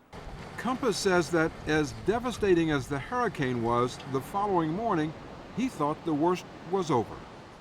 At 6 o'clock in the morning, I was loading up my truck to bring my son to Texas A&M. I had no idea what was about to take place. You know, everybody thought we had dodged a bullet. Nobody knew. And then when the levee broke? That's when the problems began. Hey, drop. Over the next 4 days, law and order disintegrated and parts of New Orleans descended into chaos. New Orleans cops were left to help rescue thousands of people trapped by the rising waters, while small groups of armed thugs roamed the flooded streets, robbing homes and shooting at police, fire trucks, and rescue helicopters. Fires burned throughout the city for days, while bodies floated in the water. At one point during the chaos, someone even tried to kidnap Compass. And it was an individual in the crowd that recognized me, and he said, if we take that MF for Eddie Compass, I bet you we could get a bus over here. And some other individuals joined in, and they tried to grab me, but my security team, you know, they repelled, they protected me. Their feeling was, these guys, if they could grab you, then they could get a bus and get out of there. Get out of there, so they could trade you for the bus. For the bus, yeah. But my guys pushed them back, and he got me into a vehicle and got me out of there. You know. Did you ever imagine it would get to that? No one in the world could ever imagine it could get to that. Did you, for a period, feel that you lost control of the city? I don't think we ever lost control of the city to the point where the criminal element was going to take it over. There were parts of the city where we were overwhelmed by the masses, but this police department stood strong. If the New Orleans Police Department stood strong, Hey, how y'all doing? no one stood stronger than Captain Jeff Wynn, who commands the New Orleans Police Department's Special Operations Unit. When we first started, we were deep into the rescue mode, and we would have to pull off a rescue mode to go and handle a SWAT situation and immediately go back to rescue mode. And when I say rescue mode, I'm not talking about driving from point A to point B. I'm talking about getting a bunch of TAC guys out of a boat, going over and looking at a target, taking down that target, getting back in that boat, and going another 2 blocks over, cutting a rooftop open, and getting a family out. It just never stopped. I mean, now, I'll tell you right now, today is a better day than yesterday. Before, in the beginning, you were on your own? We were stuck like Chuck. How many of your officers have not been accounted for? There's about 500 that haven't been accounted for, whether they have quit, whether they have perished in the storm, whether they're with loved ones, you know, but we have 1,200 that we can account for. Well, can somebody come to you and say, Chief, look, I had to take care of my family, or this is why I wasn't here? And could that person still be a part of the New Orleans Police Department? I can understand taking care of your family and coming right back. I can understand that. But I cannot understand staying with your family while we were going through these conditions and not backing us up. You've called some of them cowards. I've called individuals who have shirked their responsibility and duty cowards. I wish I possessed a vocabulary large enough to find a word that depicts something worse than a coward. Because when you look at the sacrifices that the men and women this police department made that stayed, and for these individuals, not only did they not stay, they talked to the media and criticized the brave men and women that were standing tall and standing strong. Not only are they cowards, they're less than a coward. To partially make up for the manpower shortage, Chief Compass is swearing in Police Academy cadets after only 10 weeks of training, swearing them in wherever he finds them. Raise your right hand and repeat after me. Although the rookies are welcome, veterans like Bruce Adams say that the New Orleans Police Department needs more than new recruits. What do your people need? Mostly something to identify themselves as police officers. Right. We didn't expect this thing to last this long, so a lot of us had that one police shirt, and So it's you've been wearing quite the same soft. shirt for 10 days. Yes. Yeah. It's been 10 days. I got a chance to wash mine once, so it don't smell. You in the I middle don't even know what stand day by of the me. week it is. If we didn't wash it. It's been 10 days? During those 10 days, most of the 480,000 people of New Orleans had been replaced by 14,000 people from police departments, state and federal agencies, and the U.S. military in what looks like an occupation. The city has been divided into grids so they can conduct a systematic search. We're going back into these areas. An officer from the New Orleans Police Department explained it to us. So all of this here was underwater? Still underwater. Still underwater. And all of this here was? Everything that's in red. Everything in that's what red. you're Everything red. We went on a rescue mission with 2 trucks filled with National Guardsmen and New Orleans vice cops who usually go after pimps and prostitutes. Today they were going after people who needed to be evacuated. We drove through ruined neighborhoods, past submerged cars, and down power lines. Everything was silent except for the noise from our engine and the occasional sound of a helicopter hovering overhead. Our destination was Mid-City, a leafy neighborhood of quaint single-family houses that today is flooded by a thick, toxic soup. The rescuers had been given directions to people who wanted to be picked up. The rescuers went to pick up stranded people, but were not sure they would be willing to leave. Don't force her. Okay, yeah, just ask her. She says, no, I'm staying, that's fine.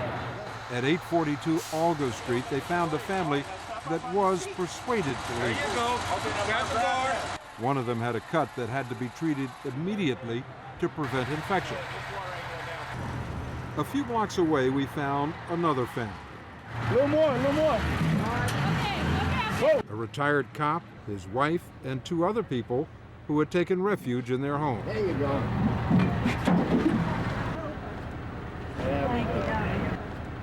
I'm 70 years old. I never did this in my life.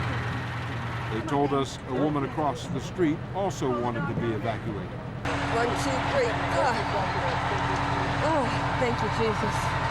It was the first time any of them had been out of their home since the hurricane, and the first time they had seen the destruction it had caused to their city. The sight was sobering. City officials have been criticized for not doing enough early on to evacuate New Orleans. Hundreds of school buses sit swamped where they've been since before the storm hit. Could they have been put to better use? You know, we did everything humanly possible we could to evacuate as many people as possible, but many people just waited too late. They did not heed the mayor's warning. And did he say, if you can't get out, here are buses that will take you out and this is where you should go? He gave the location where different buses were going to be, where, you know, evacuating people. But you have to understand, this is a big city, and there's only so many buses. Every resource that we had was utilized as optimum efficiency to get people out of here. Now that most people are out of the city, the police are starting to deal with their own problems and with their own losses. Well, I think that's one reason I try to be so upbeat. That's why I think it's so important for them to see me, for me to interact with them on a daily basis, to keep their spirits up, to keep their spirits high. You know, I mean, I love the men and women in this police department.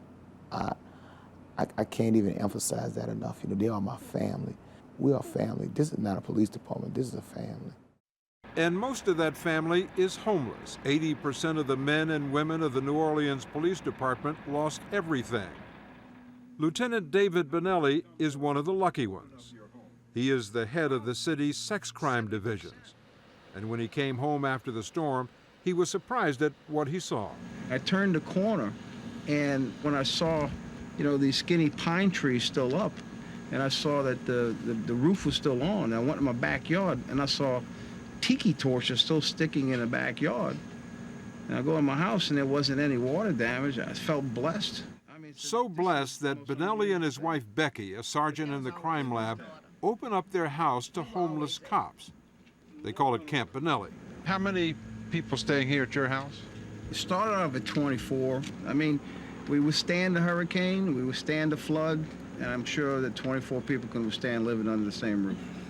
You know, we cook. You know, everybody's got their little jobs, go to work, come home.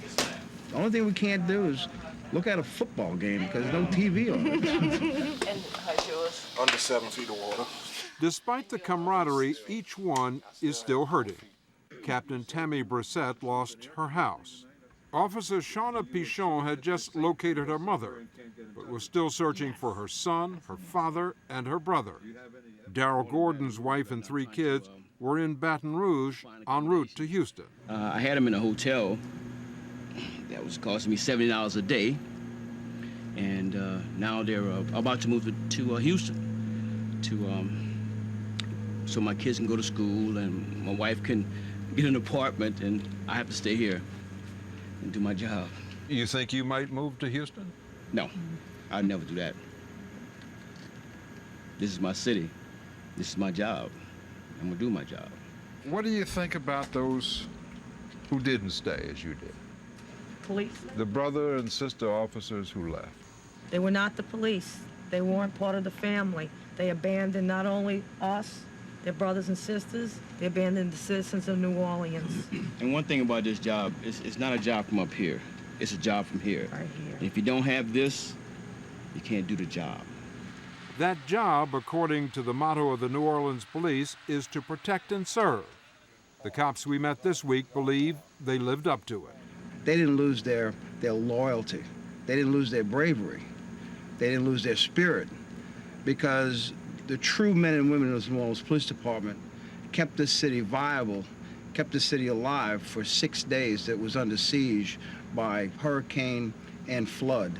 Every police officer has a story. Every police officer that stayed and worked and protected life is a hero. It's because of the human spirit, and it's because of the likes of these officers that are sitting around here today.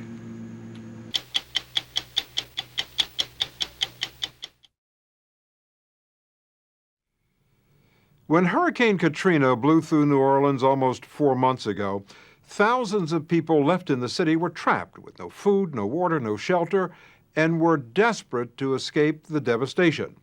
The bridge that spans the Mississippi River from New Orleans to Gretna was one of the few ways out until police from Gretna used force to stop pedestrians from crossing it.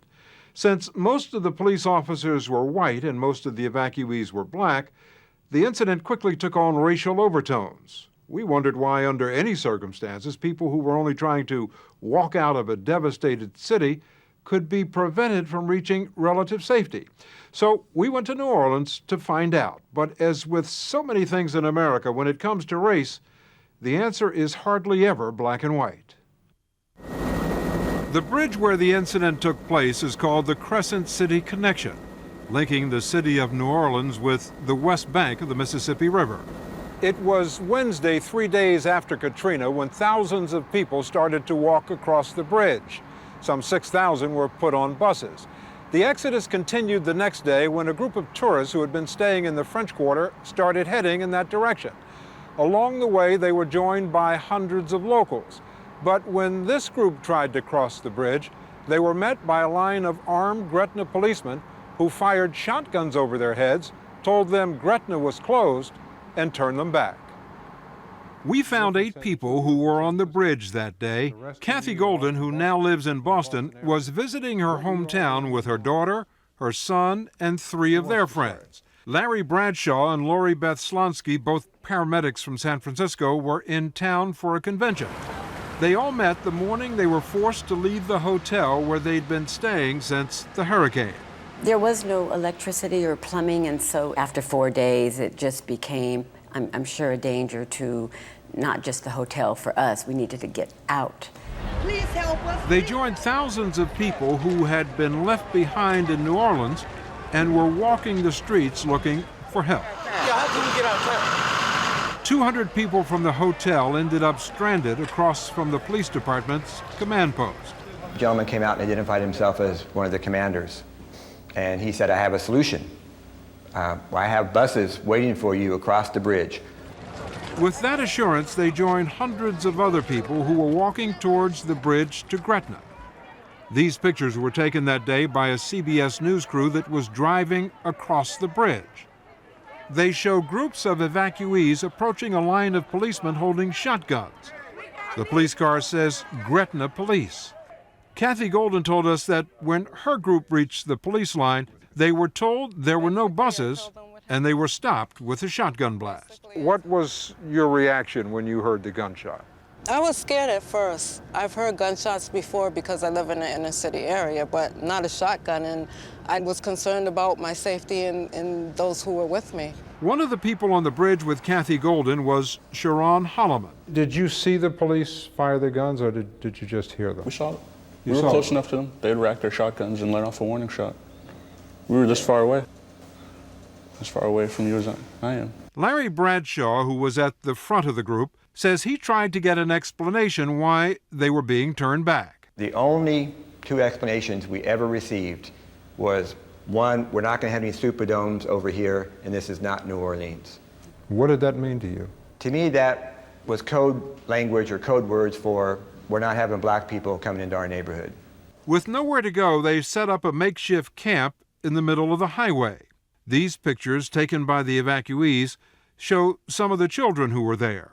The plan was to spend the night on the bridge and the next day try to cross again. But then a vehicle with Gretna police markings drove up. He sped down in his cruiser, and over the loudspeaker, he just continuously said, "Get the off the bridge." What? "Get the off the bridge," and would point his gun at some people. He pointed his gun. Mm-hmm. At that point, a helicopter dropped close to the encampment, and its downdraft blew things everywhere, forcing the evacuees off the bridge. They believe that the motive was racism. Why do you think you were turned away? I think because the group was 95% African American. Is that the way you all feel? Yes. Definitely. Do you have any evidence to support that? A group of people trying to leave the city that's predominantly African American, and you have the officers who are white. That's the way it appears, and in that situation, that's the way you feel. We weren't given any information as to why we couldn't leave. Just appearance alone would make me feel that way. We're not a predominantly white, racist community that some people may assume that because we live in the South, because we're in New Orleans, that that's just the way it is. Ronnie Harris is the mayor of Gretna. He spoke with us because he feels strongly that the Gretna Police Department's actions on the bridge had nothing to do with race and have been greatly misunderstood. Our community is one that understands compassion, one that understands that we have to give where we can, but when there is none, you have to take care of your own population first. And that is what we were faced with. Gretna is a middle-class suburb whose population of 17,500 is mostly white, but there is a substantial black minority, 35%. According to the mayor, from day one after the hurricane, Gretna was in no position to help outsiders. The city of Gretna was completely on its own. Our entire services were disrupted. No city services, no electricity. We had no shelter. We had no medical services. We were hit by Category 4 hurricane. What were people expecting us to do? And on day one, had you heard about the looting that had started in New Orleans? I saw brief reports, and quite frankly, I was embarrassed to see the free-for-all of not taking food and water, but goods and items, vandalism, civil unrest, civil disobedience, and it sickened me. Fires have broken out across the New Orleans area, most of them started by looters. And the looters are just about anybody, from old men to little girls. The mayor's image of New Orleans came from media reports like these that emphasize chaos, anarchy, looting, and violence. Who's next?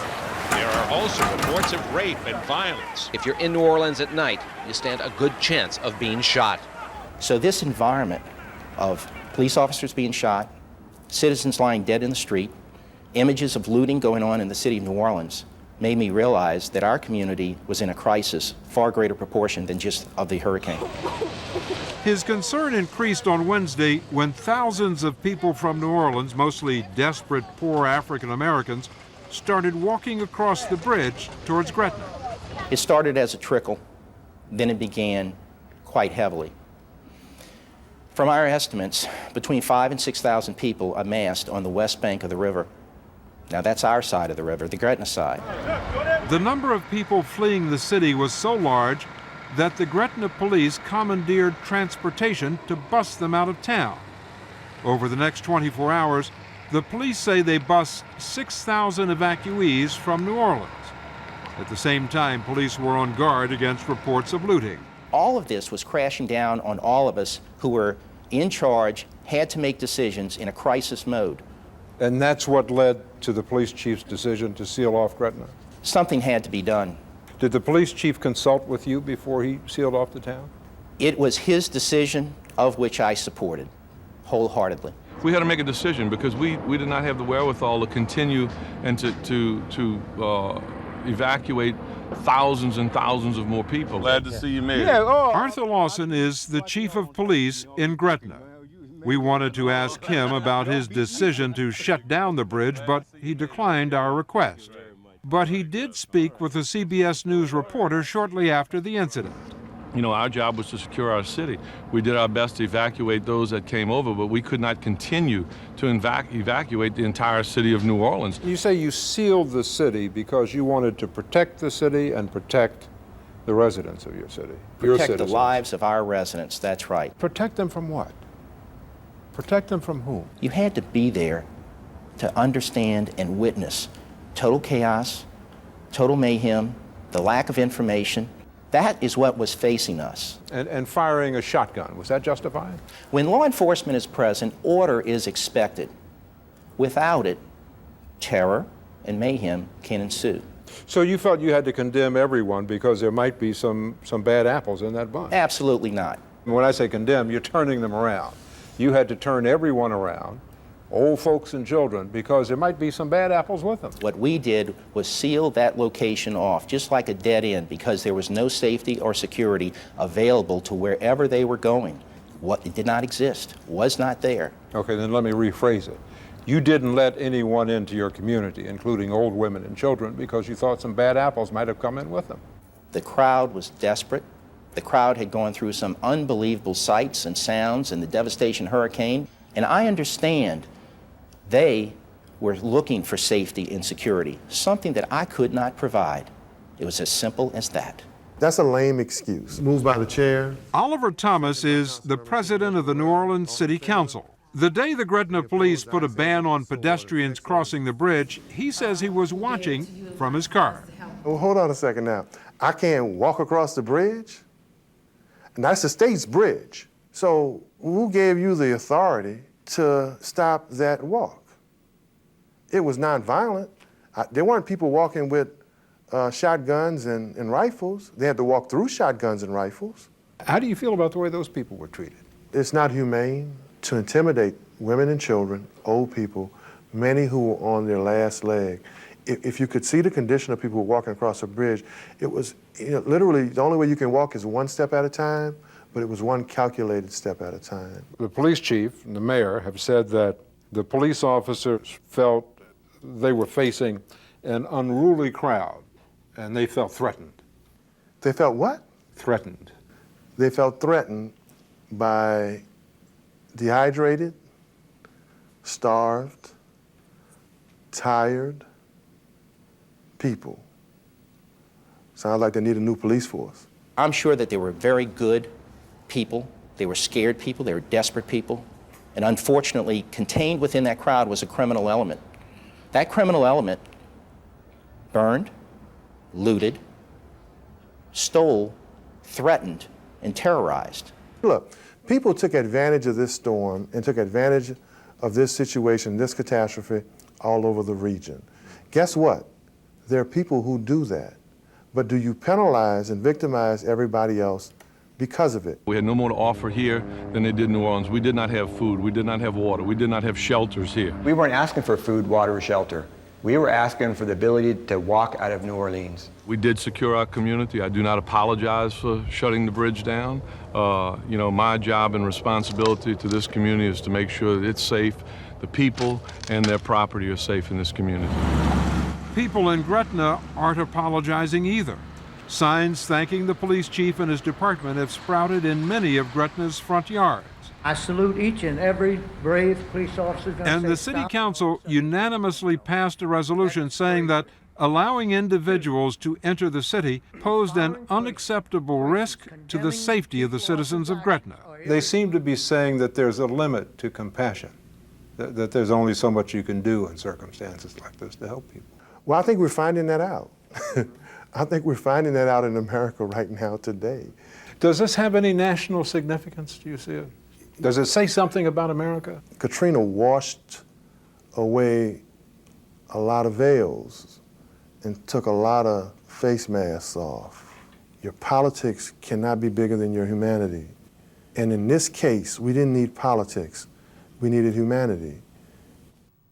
The Louisiana Attorney General's office is investigating whether laws were broken or civil rights were violated on the bridge to Gretna.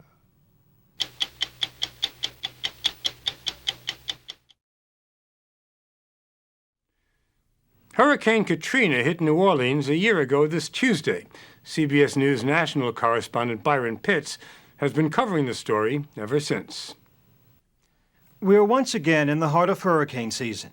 Yet for people who live along the Gulf Coast, it's that hurricane past that still causes sleepless nights. Hurricane Katrina killed more than 1,300 men, women, and children. Many of those who died in New Orleans. 1 year later, New Orleans is still struggling to recover. The man in charge of bringing the city back to life is Mayor Ray Nagin. But there are questions. Is he up to the job? And what if there's another direct hit? Is New Orleans ready for another hurricane? I think we're ready for another hurricane like Katrina. There's the headline. Absolutely. How is that possible? When Katrina hit us, our highest levees were 12 to 13 feet. The ones they're building now, as high as 20 feet. The failure of those levees was the signature event behind the flooding that left 80% of New Orleans underwater after Katrina. Today, in one of the few visible signs of recovery, the 220 miles of the levees damaged by the storm have been repaired or restored by the Army Corps of Engineers. Now, how does this compare to the old levee wall? Oh, it was a third of that, maybe. It was just dirt. And that was part of the problem. When the water was overflowing, it came and started digging. It dug holes on this side of the levee, and this is the anti-scouring part. So now if the water flows over, it won't dig a hole. And when it dug a hole, it weakened the whole levee, and then it just kind of caved in. So you're convinced that Cat 3, Cat 4, this wall will hold? Look at this, man. Where's this gonna go? If New Orleans is prepared for a hurricane today, that was not the case a year ago. And Nagin helped make a bad situation worse by not ordering a mandatory evacuation until the morning before the storm made landfall. His delay and indecision almost certainly cost lives. That was heartbreaking. Seeing dead bodies in the water and watching babies and old people, elderly people really suffering. That was very, very tough. In New Orleans, about how many died? About 600. 600 people? Yes. Any private moments where you blame yourself for those people who died? Absolutely.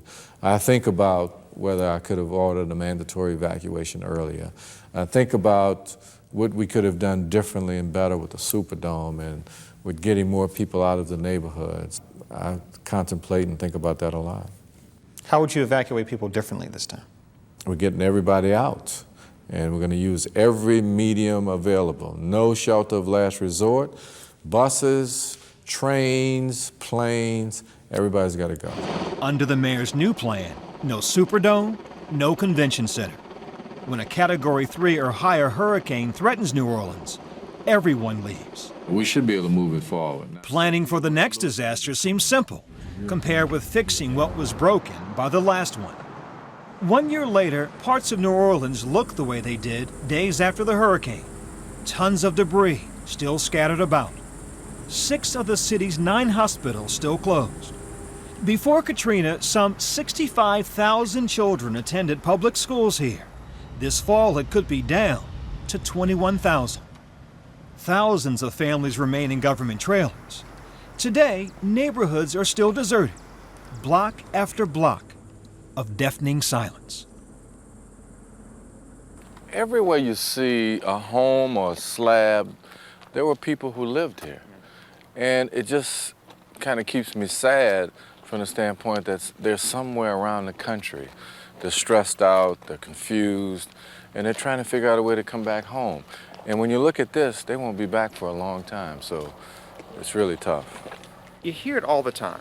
Why can't you clean this area up faster than you have? People blame you for that. This is the cleaned up version. This is. I hate to put it in those terms, but right after Katrina, this was absolute. You couldn't drive up this street, and we've cleaned up just about everything except for things on people's personal property. Now we have to contact a lot of these individuals and get their permissions to go here and demolish these properties. But you can't get the cars out yet. You can't get this demolished. It's all right. You guys in New York City can't get a hole in the ground fixed, and it's 5 years later. So let's be fair. If Nagin is defensive about accusations things are moving too slowly under his watch, he gets no sympathy from Leonard Moore, a professor of African American history at Louisiana State University. Moore is writing a book critical of Nagin titled An Oreo in Chocolate City. What does Ray Nagin have to do going forward now to reclaim New Orleans, rebuild New Orleans? Oh, I think that day is come and gone. Gone? Yeah. I mean, I don't think already. I don't think Nagin is at this stage of the game. I think he's too damaged to be an effective politician. Wow. Moore believes Nagin failed as a leader during Katrina and has continued to fail in the year since. We're gonna get you back, man. Especially when it comes to helping the city's black residents. You are mayor of the city. You control the jobs. There's a lot of money flowing through here. grab a hold of the reins and do something to help these people come back to their city, or do something to help these people get on with their lives. What's your plan for New Orleans? We have to get our infrastructure together. That's still a little strained. The water system, for example. A little strained? A little strained. Being generous, aren't you? Well, it's all relative. About the city's water system. 85 million gallons of fresh water has been leaking away every day since Katrina hit. As for the master plan for rebuilding, it won't be finalized before May of next year. Only then can the real work begin. But Mayor Nagin remains stubbornly optimistic. At the end of the day, I see the city being totally rebuilt. I see us eliminating blight, still being culturally unique, with a new school system that's probably state-of-the-art, and a much more diversified economy where creative people come to live, love, and play. And cake and ice cream for everybody, is there? Cake and ice cream, well, we can work that out. Some awfully... beignets, right. and, cafe au lait. That's what I see. Now, is that realistic? Point A to get there, it's going to take a lot of hard work. We don't have a lot of time, and we won't have a lot of opportunity to get it right if it's not. Oliver Thomas is president of the New Orleans City Council. He believes Nagin has made mistakes, but he won't give up on him. This was the equivalent of a bomb falling in New Orleans. Should things have happened quicker? Yes. But everyone has their own style of leadership. And right now, our political leader, our political father, is Ray Nagin. So for the next 4 years, we're going to sink or swim with him. Another sign that things are not close to normal in New Orleans, the presence of the National Guard. Nagin called them in this summer to deal with a sharp rise in murders. What's up, guys? At the earliest, those 300 guardsmen won't be leaving until the end of the year. We've had some very high-profile events as far as multiple murders that have happened. So it's unnerved the community in a big way. But all the crime statistics that we look at on a per capita basis are down, with the exception of the rising murder rate. That's a big one, though. It's a huge one. Right? I mean, if people don't feel safe in New Orleans, tourism is your bread and butter. Rarely is there an issue with the tourists. This is happening in the inner city where most tourists don't go. And it's basically turf battles, primarily over drug activity. New Orleans is a violent city. And I'm going to say this. If I could deputize King Kong and Godzilla, I'd do it tomorrow. And people would be uncomfortable watching King Kong and Godzilla walk around the street, right? But if they can fight these thugs and stop crime while we're rebuilding, I'm going to put a blue uniform on them. The struggle with crime is happening with half the city's population still displaced. And the half that hasn't come back is mostly poor, predominantly black. Before Katrina, nearly 13,000 residents lived in public housing projects. Some of those projects are going to be torn down and replaced, and that will take at least 3 years. So a city that was once 67% minority faces a change in color and culture. The mayor insists he's committed to preserving New Orleans' diversity.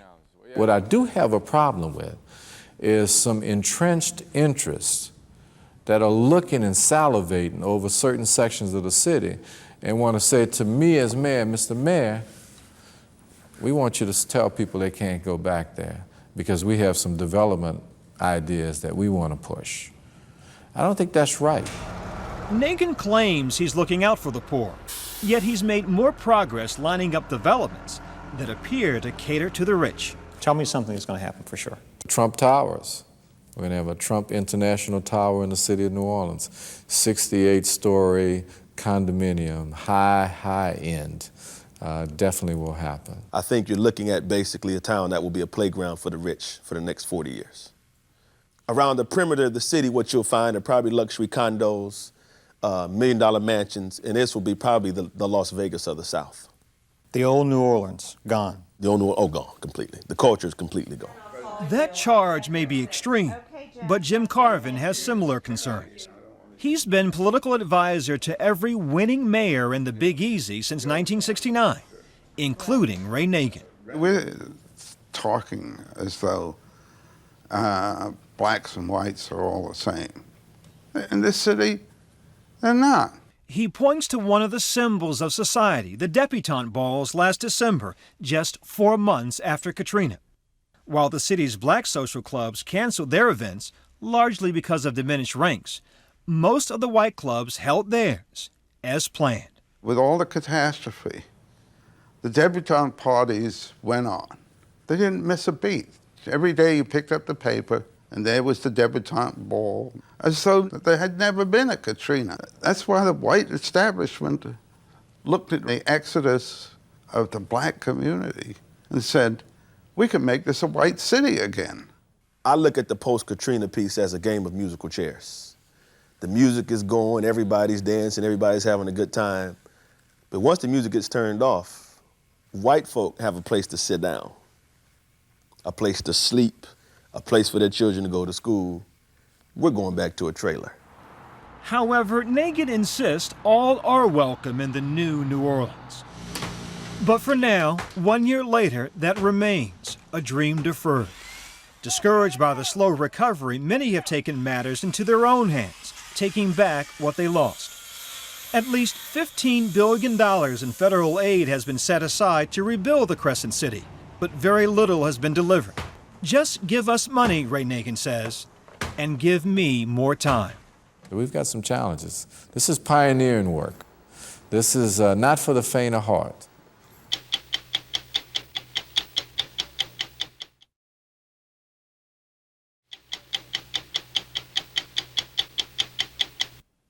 In the aftermath of Hurricane Katrina, more than 1,000 bodies were recovered in the city of New Orleans. Among the dead were 34 patients from Memorial Medical Center, a hospital that was stranded, isolated, in 10 feet of water and without power for 4 sweltering days. This summer, Louisiana's Attorney General stunned the city when he charged that 4 of Memorial's dead did not die from illnesses or even from the horrific conditions, but that they were murdered. Even more stunning, a highly respected doctor and 2 nurses were arrested. But was it murder? That question has triggered a bitter debate in New Orleans, an age-old debate about medical morality. Tonight, for the first time, we hear from the accused. It is unbelievably shocking for me that I'm actually sitting here having this conversation with you on national TV. And I want everybody to know that I am not a murderer, that we are not murderers. Dr. Anna Poe, along with nurses Sherry Landry and Lori Budo, were arrested this summer after an investigation by the state attorney general, who accused them of murder, of injecting 4 patients in their care with 2 different drugs. But when you use both of them together, it becomes a lethal cocktail that guarantees they're going to die. The story made headlines around the world. It's New Orleans, after all, and theories abound. Were patients murdered? Was it mercy killing? Did the doctor and nurses kill patients who were dying anyway and were too ill to be evacuated? Or were they simply given medication to make them comfortable in the most horrific of conditions? The Attorney General had no doubt. This is not euthanasia. This is plain and simple homicide. He went from being a highly respected physician to, in the eyes of the law, a criminal. What did that do to you? It completely ripped my heart out, because my entire life I have tried to do good, and my entire adult life I have given everything that I have within me to take care of my patients. She's been practicing medicine for more than 15 years as a head and neck surgeon who specializes in treating cancer patients. As Katrina approached, Dr. Poe headed to Memorial Medical Center, where she was on call. In all, about 2,000 people were in the hospital that Sunday night, many of them simply seeking refuge. After the storm passed the next morning, there was a sense of relief. Dr. Poe was offered the chance to leave. She chose to stay with her patients. By early Tuesday morning, the city's levees were collapsing. It was really shocking. The water was squirting out of the vents in the street, the gutters, and water started coming, and it probably rose about a foot an hour. By late Tuesday, the hospital was flooded with 10 feet of water and completely without power. Ventilators stopped. There were no telephones, limited food, and perhaps worst of all, the 110-degree heat. I don't know if there's any way for me to describe to you how intense the heat was. It was relentless, it was suffocating, it made it extremely difficult to breathe. And with the heat came the terrible smell from all of the human waste and the fact that we didn't have water. It was becoming apparent that the hospital must be evacuated, but authorities told Memorial they were not a high priority because thousands of city residents were trapped on their rooftops.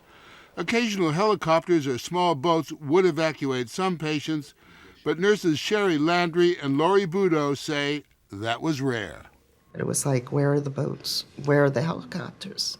Why isn't anybody coming? Did either of you think of just getting out of one of those boats? Not until everybody else was out, as far as patients or visitors or families. I mean, we were there for the duration. Patients lay soaking in squalor. Nurses broke windows for air and fanned patients. The 7th floor was most critical. A separate company called Life Care ran an acute care facility for the severely ill. Their doctor didn't show, so Dr. Poe and a handful of other doctors and nurses did what they could. There was sporadic evacuations, but it took tremendous effort. Patients had to be carried down as many as 7 flights of stairs, then back up again to a helipad on a garage. It was a battlefield. Several died in the process. By nightfall Wednesday, Memorial was a hellhole. The hospital, you have to remember, was pitch black.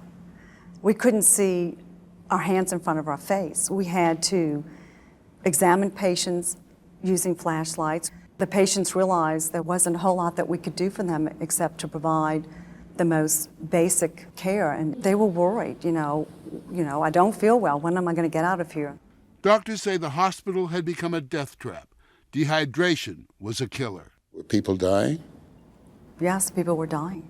From their diseases or from their conditions? You have to understand that there were very sick people in the hospital. You have this intense heat. We have the lack of all the tools that we normally use. And so people were dying from the horrible conditions because they were not strong enough to tolerate them. Bodies were piling up. The chapel became a morgue. Then gunshots were heard. There was fear that looters might break in. Did you figure at any point that you were really done for? Because you don't know me, you don't know how tough I am. And I don't think anyone gave up hope. I can tell you that. I didn't give up hope because as a cancer specialist, what I do is I give hope to my patients. You know, I am hope. By Thursday morning, another 10 patients were dead. Then something worse. Word spread that no organized rescue would be coming. Dr. John Kokomore was stunned. That was actually what was told us, that help was not on the way, that we would be on our own. At that point, we were dumbfounded and in a bit of shock. So you were being abandoned, in effect? Yes, sir. What choices did you have at the height of this battle? Our choice would have been to leave the hospital and leave behind our patients. That was unacceptable to me and unacceptable to virtually all of our doctors. Many felt that patients could not bear another day in Memorial. Preparations were made for a makeshift evacuation. Several doctors waded out into the floodwaters to try to commandeer boats. According to Attorney General Charles Foti, that's when Dr. Anna Poe and her nurses injected 4 patients with lethal doses.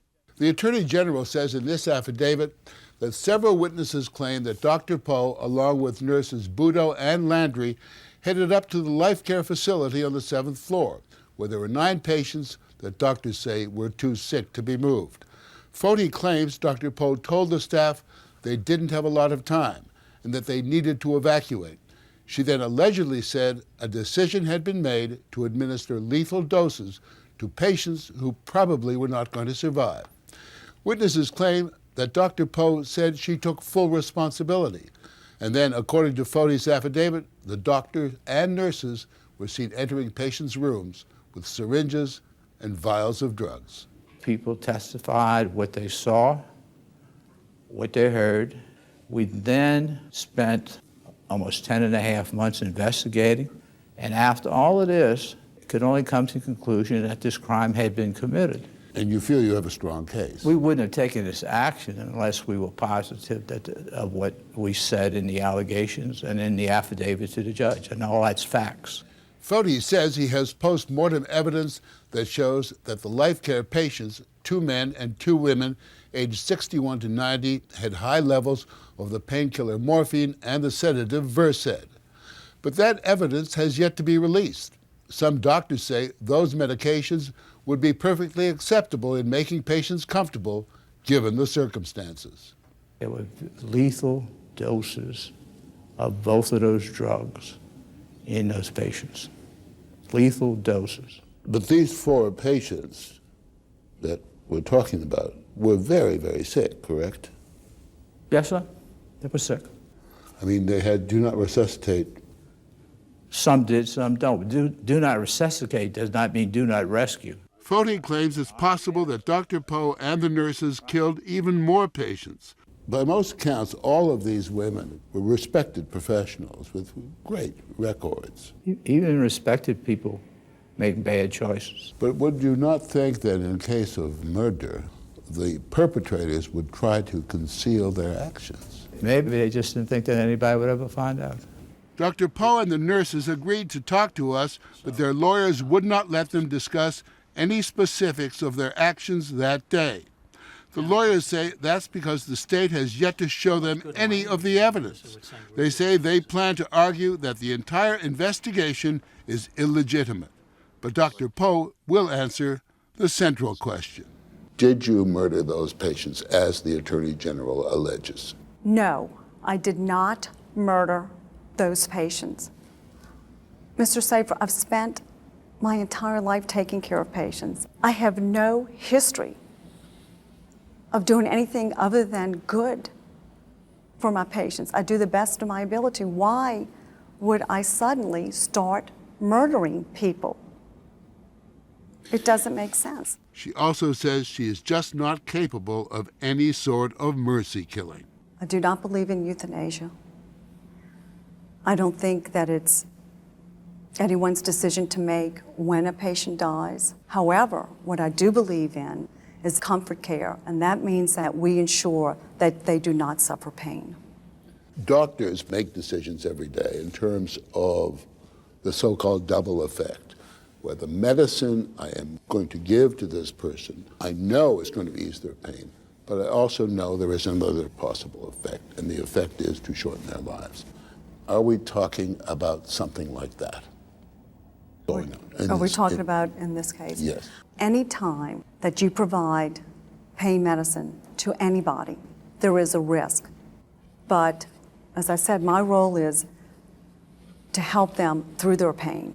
Murder or not, the alleged crimes took place when help was actually on the way. But no one in the hospital knew that. The owners of Memorial had chartered 5 helicopters. Within hours, hundreds of people were evacuated. 34 people lay dead.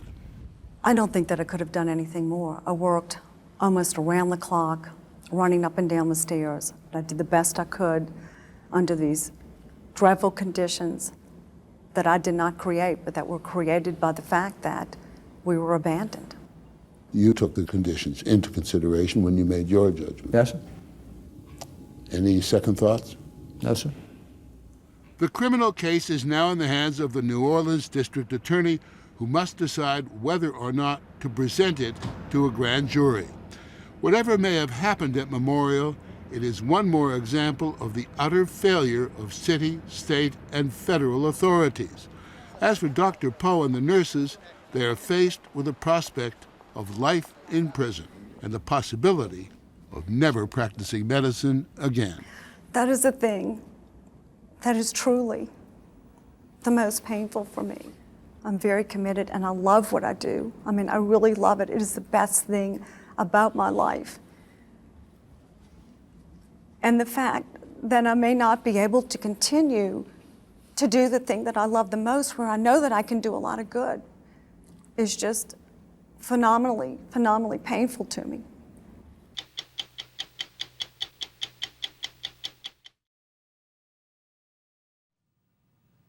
The North Pole has been frozen for 100,000 years, but according to scientists, by the end of this century, that won't be true anymore. The top of the world is melting. There's been a debate burning for years about the causes of global warming, but the scientists you're about to meet say the debate is over. As we first reported last winter, new evidence shows that man is contributing to the warming of the planet, pumping out greenhouse gases that trap solar heat. Much of this new evidence was compiled by an American scientist, Bob Carell. He led a study called the Arctic Climate Impact Assessment. It's an awkward name, but just listen to the findings. The seas are rising. Hurricanes will be more powerful like Katrina, and polar bears may be headed toward extinction. What does the melting Arctic look like? Well, we went north to see what Bob Carell calls a global warning. Towers of ice, the height of 10-story buildings, rise on the coast of Greenland. It's the biggest ice sheet in the northern hemisphere, 700,000 square miles. But temperatures in the Arctic are rising twice as fast as the rest of the world, so a lot of Greenland's ice is running out to sea. Right now, the planet is out of balance. Bob Carell is among the world's top authorities on climate change. He led 300 scientists from 8 nations in the Arctic Climate Impact Assessment, and he believes he's seen the future. This is a bellwether, a barometer, as some people call it, the canary in the mine, the warning that things are coming. In 10 years here in the Arctic, we see what the rest of the planet will see in 25 or 30 years from now. Look what's happened in 26 years. That's the North Pole in September 1979. This is a year ago. Have another look at that. 26 years ago and last year. The glacier's been receding for the last 50 years, so... Back in 1987, President Reagan asked Carell to look into climate change, and he's been at it ever since.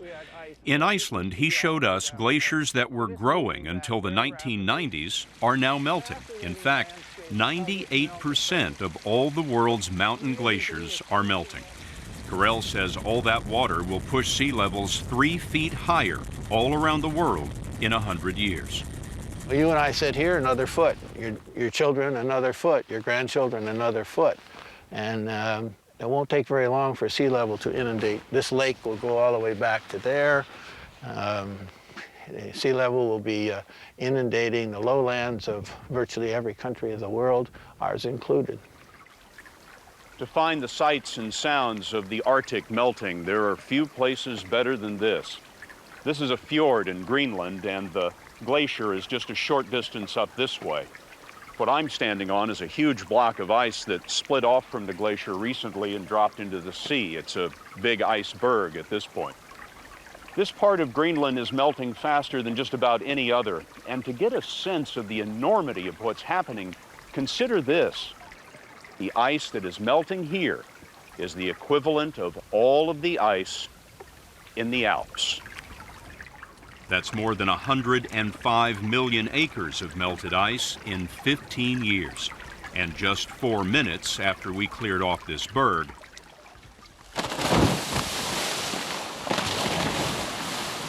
our ice joined in.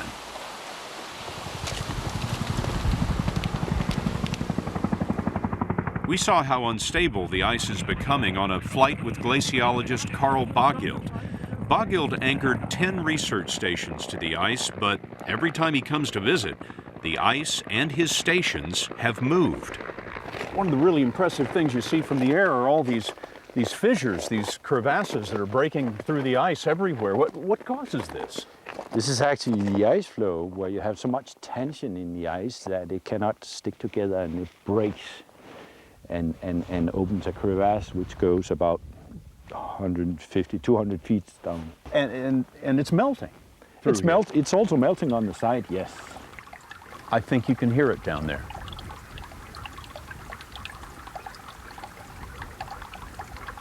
It's a little river. It's like a small river. A leading theory says those little rivers are lubricating the bottom of the ice sheet, helping it move off the bedrock and out to sea. There goes Greenland. Yeah, that's true. And there may be no stopping it. Arctic warming is accelerating. It's a chain reaction. As snow and ice melt, they reveal dark land and water that absorb solar heat. That melts more snow and ice, and around it goes. There's long been a debate about how much of this is Earth's naturally changing climate and how much is man's doing. Paul Majewski at the University of Maine says the answer to that question is frozen right here. We'll go over here and take a look at an ice core that we got from Greenland. With funding from the National Science Foundation, Majewski has led 35 expeditions collecting deep ice cores from glaciers. The ice captures everything in the air, so it lays down an atmospheric record that covers 500,000 years. We can go to any section of the ice core, tell basically what the greenhouse gas levels were. We can tell whether or not it was stormy, what the temperatures were like. We brought Majewski back to Greenland, where he says his research has proven that the ice and the atmosphere have man's fingerprints all over them. Looking back through this record, frozen in time, we haven't seen temperature changes like this in how long? We haven't seen a temperature rise to this level going back at least 2,000 years and arguably several thousand years. We haven't seen CO2 levels like this in how long? We haven't seen CO2 levels like this in hundreds of thousands of years, if not millions of years. What does that tell you? It all points to something that has changed and something that has impacted the system, which wasn't doing it more than 100 years ago, and we know exactly what it is. It's human activity. Activity like burning fossil fuels, releasing carbon dioxide or CO2, and other greenhouse gases. The U.S. is by far the largest polluter. Carell says there's so much greenhouse gas in the air already that more temperature rise is inevitable. Are you saying that if tomorrow we stopped every car, every truck, every power plant, stopped all greenhouse gas emissions, the planet would continue to warm anyway? Absolutely. It will continue to warm for about another degree. That's enough to melt the Arctic. And if greenhouse gases continue to increase, the temperature will rise even more. The ice that's melting already is changing the weather by disrupting ocean currents. Carell points to floods in the U.S., heat waves in Europe, and we wanted to know about last year's catastrophic hurricane season. The one thing I think we can say with a fairly high degree of confidence is the severity of the storms, how strong the storms, these cyclonic events like hurricanes and cyclones in the Pacific are going to get, there's going to be more severe. Now, one thing that is in doubt is whether there'll be more of them. But the intensity is going to be worse. The oceans of the northern hemisphere are the warmest they've been on record. When they get up in that temperature, they spin off hurricanes. Well, if it goes up a degree and up another degree, it's going to spawn these with more intensity. The name Arctic comes from ancient Greek, meaning land of the Great Bear. But the warming climate is threatening this icon of the Arctic, the polar bear. Flying above the subarctic region of Hudson Bay, Canadian scientist Nick Lunn is hunting polar bears in a 30-year study that tracks their health. It's the job of his assistant, Evan Richardson, to take them down with a tranquilizer dart. Don't tell me you're going to touch him with a 10-foot pole. This bear's got a little bit of a head movement, so we're just going to use the pole just to check without having to get necessarily too close. Hey, bear! Hey! It's only when a polar bear is essentially paralyzed for certain and for hours. You just grab him by the fur and just like this, and pull him. And 1, 2, 3. That doing this is recommended. Wow. The polar bear is the largest predator on land, and native people here say he'll even hunt humans, but not today. He just can't move his legs at all, can he? No. With the tranquilizer, the bear remains awake, but immobile. They know this bear by his tattoo. This is bear X19788. His history is written chapter and verse in the Bear Bible. This is the record book of all the bears that have been handled either by us or Manitoba Conservation. The study began here at the Wapust National Park because the bear population was thought to be the healthiest in the world. These paws and claws are really amazing. Lund's annual checkup records changes in fat, And then we get a measure of the bear's straight line length, dimensions, from the nose to the tip of the tail, and an inventory of weapons. The polar bear uses those teeth to hunt primarily one thing, seal, and that's where Arctic warming comes in. The polar bear can only hunt on the ice, and Lund says the ice is breaking up 3 weeks earlier than it did 30 years ago. Now he's finding female bears 55 pounds lighter, weaker mothers with fewer cubs. How big was the population a couple of decades ago when you started this, and how big is it now? Well, when we first started doing this research, we've done inventories in the mid-80s and the mid-90s, and both times we came out with an estimate of approximately 1,200 animals for what is known as the Western Hudson Bay population. And the numbers now suggest that the population has declined to below 1,000. The bears are unlikely to survive as a species if there is a complete loss of ice in summer, which the Arctic study says will happen by the end of the century. There are skeptics who question climate change projections like that, saying they're no more accurate than your local weatherman. But Paul Majewski says Arctic projections done decades ago are proving accurate. The skeptics have brought up some very, very interesting issues over the last few years, and they've forced us to think more and more about the data that we collect. And we can owe the skeptics a vote of thanks for making our science as precise as it is today. One big supporter of climate science is the Bush administration, spending $5 billion a year on research. But Mr. Bush refuses to sign a treaty forcing cuts in greenhouse gases. The White House also declined our request for an interview. Bob Carell, who first studied the issue for President Reagan, believes that the facts are in on climate change, even if President Bush does not. When you look at the American government, which is saying essentially, wait a minute, we need to study this some more. We can't flip our energy use overnight. It would hurt the economy. When you hear that, what do you think? Well, what I do then is I try to tell them exactly what we know scientifically. The science is, I believe, unassailable. I'm not arguing their policy. That's their business, how they deal with policy.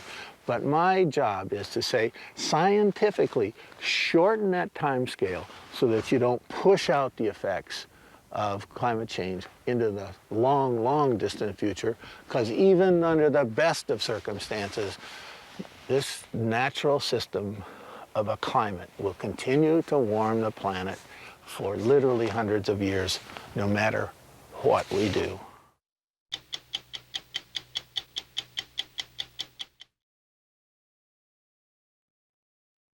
This past October, Hurricane Joaquin became the deadliest Atlantic storm since Sandy. But Joaquin didn't even brush the U.S. coast. The most powerful Atlantic cyclone in 5 years found its victims at sea. 33 men and women on board an American ship called El Faro.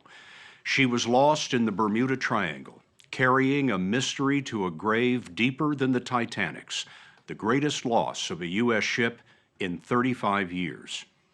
The National Transportation Safety Board has allowed us inside its investigation to show the enormous challenges. It intends to shine a light on what went wrong for the families and for the future, true to El Faro's name in English, the Lighthouse. The U.S. naval ship Apache carved a calm Atlantic off the Bahamas on the search for El Faro. She carried sophisticated diving technology under the command of Captain Greg Bauman, the Navy's supervisor of salvage and diving. Unfortunately, in a lot of the things that we do, it does involve a tragedy like this, and it's just absolutely gut-wrenching. But at the end of the day, what it is that you really want to do is bring answers back, help bring closure to the families. But answers were obscured by extreme depth and only a rough idea of where to look. This is the most difficult and complex investigation I've ever worked on in my 17 years with the National Transportation Safety Board. and this is called the machinery space. Tom Rothroffey is the lead investigator. All he had was the ship's last position, an oil slick, and a little debris at the surface. What's your level of confidence that at the end of all of this, you're going to know exactly why this ship sank? We've experienced this sort of challenges before on other investigations, and we're hopeful that we'll be able to determine the cause of the sinking. This is El Faro, a typical medium-sized cargo ship, nearly 800 feet long. She was distinctive in a few ways. She served the U.S. military in the Iraq War. She was cut in half 2 decades ago and lengthened 90 feet. And she was 40 years old, an age when container ships are commonly sold for scrap. Why was a ship 40 years old, why was it still being put in service? The families of the crew have many questions. Glenn Jackson lost his brother, Jack. Why was a ship that had been grandfathered in to not have the enclosed lifeboats being allowed to sail with just the open hull, like whaling lifeboats, and expecting people to survive in that? Tanisha Thomas lost her husband, Sean. I asked the company the question, why did they allow the ship to continue to go into the storm? They didn't have to go into the hurricane. They did not have to go into the hurricane. September 29th, El Faro left Jacksonville, Florida for Puerto Rico. Captain Michael Davidson, who had a long career, intended to steer 65 miles south of the storm's predicted path. Even in a hurricane, the ship could likely survive by using its turbine engine to keep the bow pointed directly into the waves, a ship's most survivable angle. But in 18 hours, Joaquin spun into a Category 3 and slid southwest toward El Faro. At 7 a.m., October 1st, Davidson made an emergency call to the ship's owner, Tote Maritime. What do we know from the captain's last report? We know that they had lost propulsion, that the engineers were unable to restart the main engine.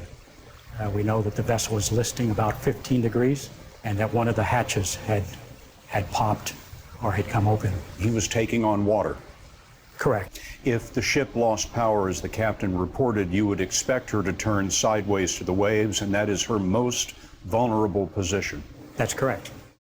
The ship was approximately here, miles from the eye of the storm. The forecast predicted gusts of 150 miles an hour and seas of 30 feet. 3 weeks later, Apache arrived in a search area of 198 square miles. Chief sonar operator Charles Kapika towed a side-scan sonar for 5 days when he spotted something you don't see in nature, a right angle. There's very right angles, straight with the shadow. At this point, I'm calling over saying, I think there's something coming out you want to see. As the sonar scan slowly unfurled, the sound waves reflected the shape of a ship about 800 feet long. So at that point, we talked with the NTSB and said, we believe we have found it. But before we gave full confirmation, we then put our curve in the water and then did a survey of the hull with moving and still photography. The cable-controlled underwater recovery vehicle can reach 20,000 feet. And these are the cameras. Correct. So here's a pan and tilt camera. You got some lights right here. There is zero light at 15,000 feet. Correct. Total, utter darkness. So any light you have to bring with you. Absolutely. Apache dropped curve 15,500 feet, nearly 3 miles. In the abyss, the temperature is about 33 degrees, the pressure more than 3 tons per square inch. Flurries of tiny marine life drift by, but fish are rare in the impenetrable darkness. This is where El Faro came to rest, upright, hull largely intact, her name mangled on the stern. Her depth markings reported that this, the bow, had sunk 15 feet into the mud. Her autopsy revealed a body that had been savagely beaten. Steel crushed, equipment collapsed. There was no sign of the 33 crew members. Equipment and cargo litter the seabed. That's a microwave oven. And on the right, that's a printer. Here is the top of a car with a sunroof, part of the cargo. What do we see there? That is a liquid storage container, and you can see that it's kind of compressed, imploded by the pressure of the sea. Of its 400 cargo containers, only 2 remain on deck. And toward the stern, in the structure called the house where the crew lived and worked, Curve discovered the most chilling evidence of the power of an unforgiving sea. Now, at the top of that white line there is the most surprising part of our video survey, is there's nothing above there. What should be there? There should be 2 decks above that, the lower navigation bridge deck and the bridge deck. The 2 top decks had sheared off, including the bridge, where Captain Davidson would have been fighting the storm. They were nowhere near the ship. Also missing, the voyage data recorder, like a so-called black box on an airplane. It had been bolted to the top of the bridge and was the one piece Tom Rothroffy wanted most. Because it would have told us what the crew was experiencing at the time, in the minutes before the vessel sank, what they observed, the extent of the flooding, how they were responding, essentially the events leading up to the actual catastrophe. I'm curious, when you first saw the video of the ship, what did you think?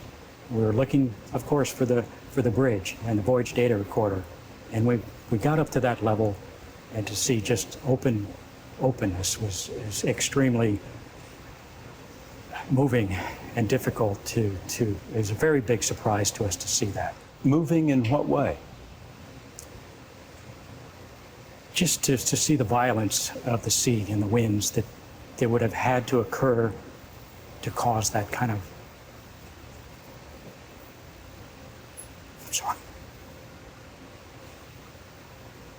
To cause that kind of an event. Because certainly there would have been people on the bridge. Yes. When that happened. Yes, quite certainly.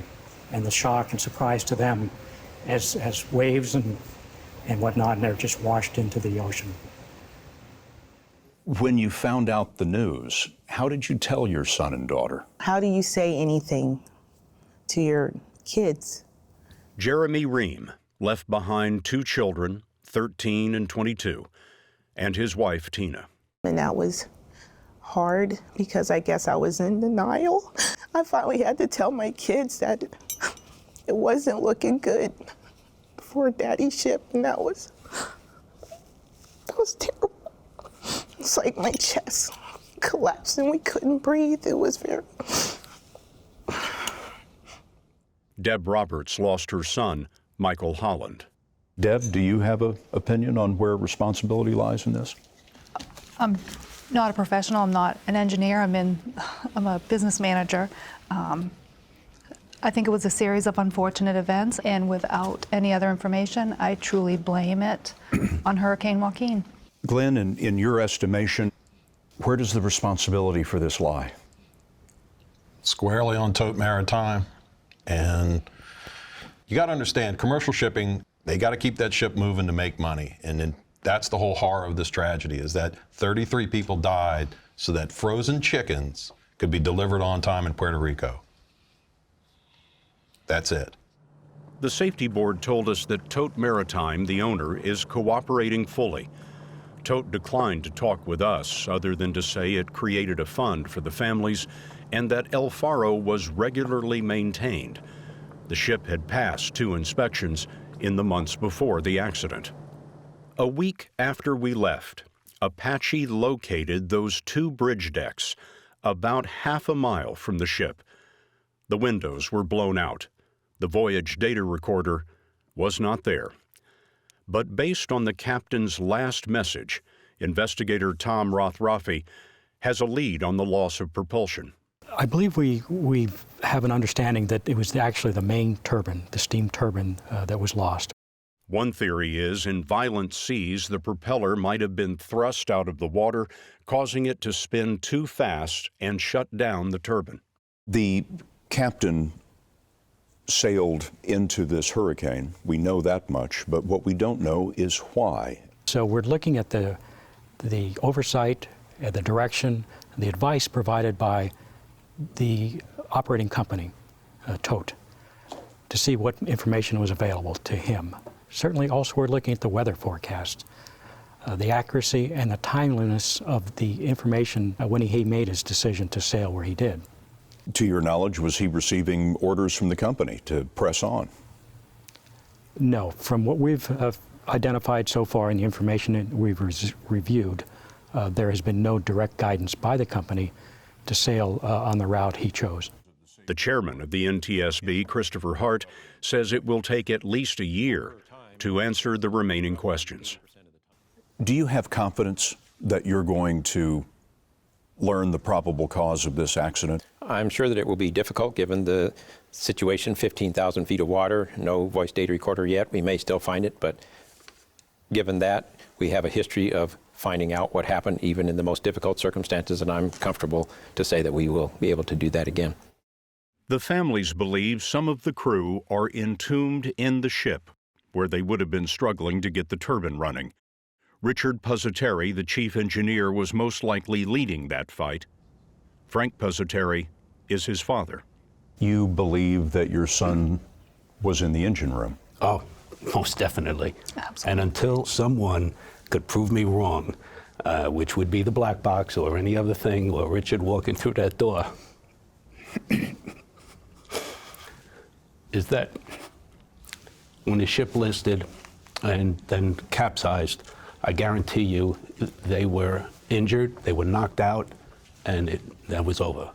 And they were all together. And that's how I want to believe it. And until you can prove me wrong, Scott, or anyone else, that's where it's going to happen, and that's my report to the National Transportation Safety Board.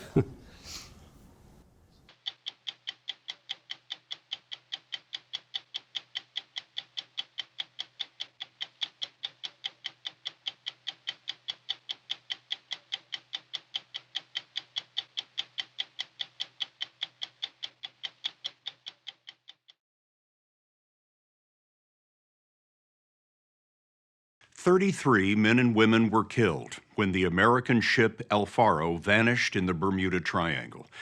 In Spanish, El Faro means the lighthouse, but when she sank in 2015, no beacon led to her resting place. The families of the crew were desperate for answers. Why did the captain sail into a hurricane? Why couldn't the ship survive? Getting to the bottom of a mystery lying deeper than the Titanic was up to the National Transportation Safety Board. Last year, we showed you the hunt for El Faro. Now, investigators have a wealth of new evidence because they have heard the voices of the lost. Exploring the mystery off the Bahamas took 10 months of patience, millions of dollars, and technology able to reach 3 miles into a world of total darkness. We were aboard the U.S. Navy's Apache that discovered the wreck in October 2015, 30 days after El Faro went down. The ship was found upright, but from the mangled name on her stern to her bow, all 791 feet revealed the wounds of a savage beating. She had collided with a hurricane named Joaquin. This is Captain Michael Davidson's last report. I have a marine emergency, and we had a hull breach. A scuttle blew open during a storm. We have water down in 3 holes with a heavy lift. We've lost the main propulsion unit. The engineers cannot get it going. Captain Davidson was a 30-year veteran of the sea, married with 2 daughters. His crew included third mate Jeremy Ream on the far right, married with a son and a daughter. Danielle Randolph, the second mate, had dreamed of the sea since she was a little girl. And the chief engineer, Richard Puzzateri, had a wife and a baby girl. This accident was unique in the fact that we didn't have any survivors to interview that would enlighten us to the events and the situation that took place aboard the vessel as they approached the storm. You were missing a lot of pieces from the jigsaw puzzle. Absolutely. The key piece of the puzzle had been denied Brian Young, the safety board's lead investigator. This was El Faro's voyage data recorder, like the voice recorders on airliners. It captured the conversations on the bridge, and it should have been on top of this structure called the house. But the top of the house, the bridge, and the deck below had been ripped away. They were eventually found half a mile from the wreck, but still there was no sign of the voyage data recorder, also called a VDR. The search vessel Apache ran out of time. The big challenge was locating the VDR, which was only about 1 foot by 8 inches. Safety Board investigator Eric Stolzenberg returned 6 months later in April of last year with the research vessel Atlantis. Sonar found 150 targets, and they began to visit each one.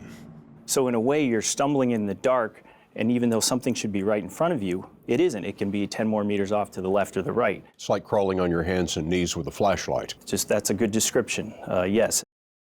After 5 days, their light flashed on a strip of reflective tape on the VDR. 4 months later, special equipment was brought in to grab it. No commercial recorder had ever been recovered this deep, where the pressure is nearly 7,000 pounds per square inch. This capsule was contained inside the larger capsule. Salvaging the clues was up to Jim Ritter's lab at the NTSB in Washington. This is the actual circuit board that contains the memory. This tiny device with these 2 memory chips right here contain the entire 26 hours of information from the voyage data recorder. This card captured the sound from 6 microphones on the bridge. By law, the audio is never released to the public, but investigators produced a 500-page transcript. It was incredibly moving. We listened to the entire VDR from start to finish, and at the end of it, the team was completely silent. Nobody spoke. What was it on the tape that moved you so much? We knew when that recording was going to end, and we knew what a tragic ending it was going to be. Whereas I know the crew did not know that. And that was very difficult for us to watch that clock count down to the end of the recording. You were listening to the voices of the lost, and you knew it. Yes, yes. And that was really tough to listen to. The recording begins the day before the disaster. El Faro was 150 miles from Jacksonville, headed south to Puerto Rico, with a cargo ranging from frozen chickens to cars. Joaquin at the time was just a tropical storm, but Captain Davidson ordered a course change to keep his distance. On the voyage recorder, he's heard saying to the chief mate, "This is why you watch the weather all the time." Later he predicted, "It should be fine." Then he corrected himself. Not should be. We're gonna be fine. What we have learned from the VDR is that multiple weather reports were being sent to the ship. The watch officers on the bridge were receiving weather reports that were printed out in black and white, and mostly text. And then the captain was receiving a graphically depicted weather report in his office every 6 hours. Which were more accurate? The ones on the bridge were more accurate in terms of time, whereas the system that the captain received was 6 hours behind. The weather information the captain was receiving in his office, a deck below the bridge, was 6 hours old. Correct. In a storm that is developing more rapidly than most hurricanes ever do. Correct. After the storm strengthened into a hurricane, the chief mate, Steve Schultz, suggested another course change, and Davidson agreed. Davidson said, "We'll be passing clear on the backside of it. The faster we're going, the better." Then the captain left the bridge for 8 hours. El Faro had 11 hours left. How unusual, in your experience, for a captain to be 8 hours in his cabin going into a storm like this?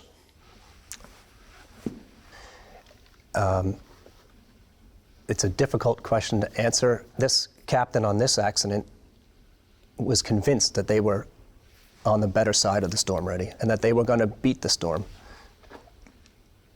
But he was using the information he had, which was outdated, to make these decisions. That was critical because the hurricane was getting closer, tracking farther south than forecast.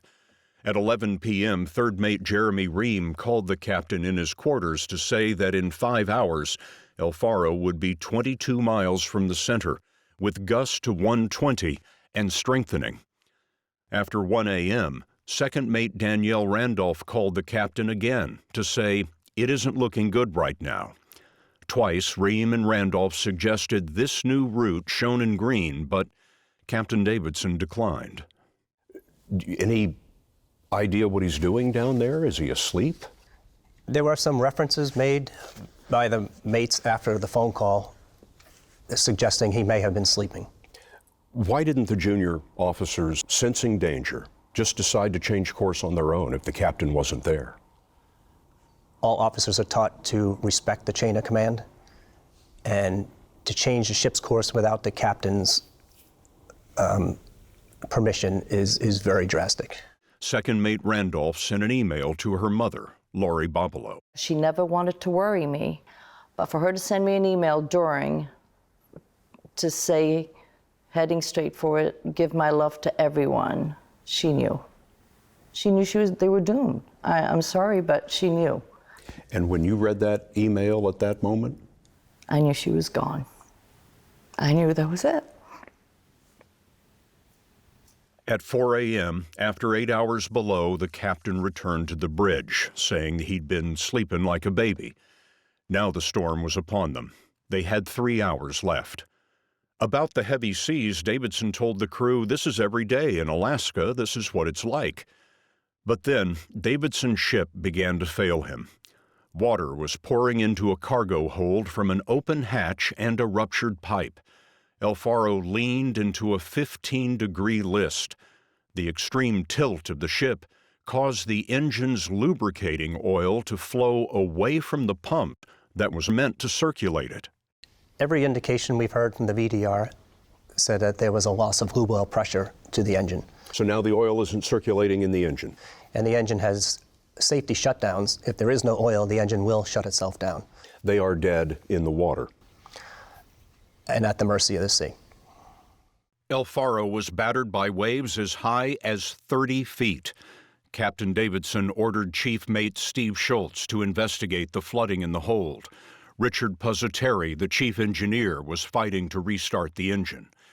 In the audio, the crew on the bridge seems calm, deliberate. One makes coffee, and another says, "Give me the Splenda, not the regular sugar." They had 50 minutes left. They weren't able to keep up with the water coming in. The list is getting worse. The engine has failed. They're running out of options. At 7:12 a.m., the captain ordered Second Mate Randolph to send a distress message. Cargo containers crashed overboard. The bow went under. The abandoned ship signal has sounded, and the captain directs everybody to leave the ship. But Davidson would not leave the bridge. A crewman was trapped there. The list was so great that the man couldn't climb up to the exit. Is there panic? We only hear what's on the bridge, but the captain was extremely calm right to the end. The crewman said, "You're going to leave me." "I'm not leaving you," Davidson said. "Let's go." "I can't," said the seaman. "I'm a goner." "No, you're not," Davidson urged. "Let's go." It was not an easy thing to read. Claudia Schultz is the widow of Chief Mate Steve Schultz. I didn't let my kids read. Till this day, they haven't read it. Because it hurts too much? Yes, it's too painful to read their father's last words. Tina Ream is the widow of Jeremy Ream, who had suggested a different course. I felt relief because I was able to read it to know what happened that day, and I read it like I was with him that day, like I was standing there with him reading. So I was relieved. I didn't have to use my imagination anymore. At 7:39 a.m., there was a building rumble. Captain Davidson yelled to his trapped crewmen, "It's time to come this way." And the recording ends. The crew performed heroically, and they didn't just give up. Frank Puzzateri is the father of the chief engineer, Richard Puzzateri. The transcript read like a suspense novel, and you were expecting, or I was expecting, oh, it's going to be a happy ending, But going through it, I knew what I was reading was going to be the end of the vessel, and and the crew. The safety board's conclusions are expected later this year. Of the 33, not one of the crew was recovered. Their only remains are their words that tell a mariner's story of life and death and the unforgiving sea.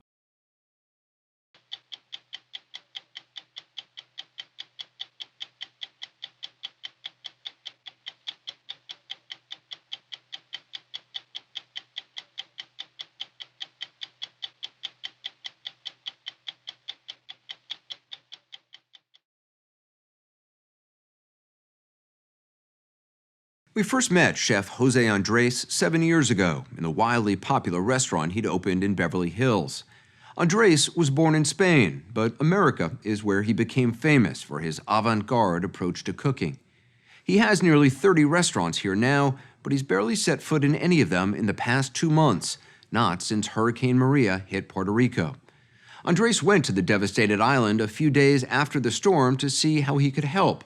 He's not a disaster relief expert, so he began doing what he does best. He found a kitchen, bought some ingredients, and began to cook. It's a good Thanksgiving story because that first day, Andres and his small team made about 1,000 meals. Since then, he's recruited an army of chefs and volunteers, and together they've served more than 3 million meals to the hungry people of Puerto Rico. Voy subiendo, voy bajando. Tú vives como yo vivo cocinando. Jose Andres is always on the move. Hey! In the kitchen, which has become his base of operations in San Juan, Boom. He's a culinary commander rallying his troops. Una más. Voy subiendo, voy bajando. Preparing meals for so many people is a massive undertaking, requiring trained chefs, thousands of volunteers, assembly lines of sandwiches. 900 on this table alone. Good ham, good cheese, a lot of mayo. There's a lot of mayonnaise here. Yeah. It's all the more remarkable because none of this was set up before Jose Andres got to Puerto Rico 2 months ago. I arrived Monday right after the hurricane, and I asked, who is in charge of feeding the people of Puerto Rico? And they told me, everybody. Everybody's in charge.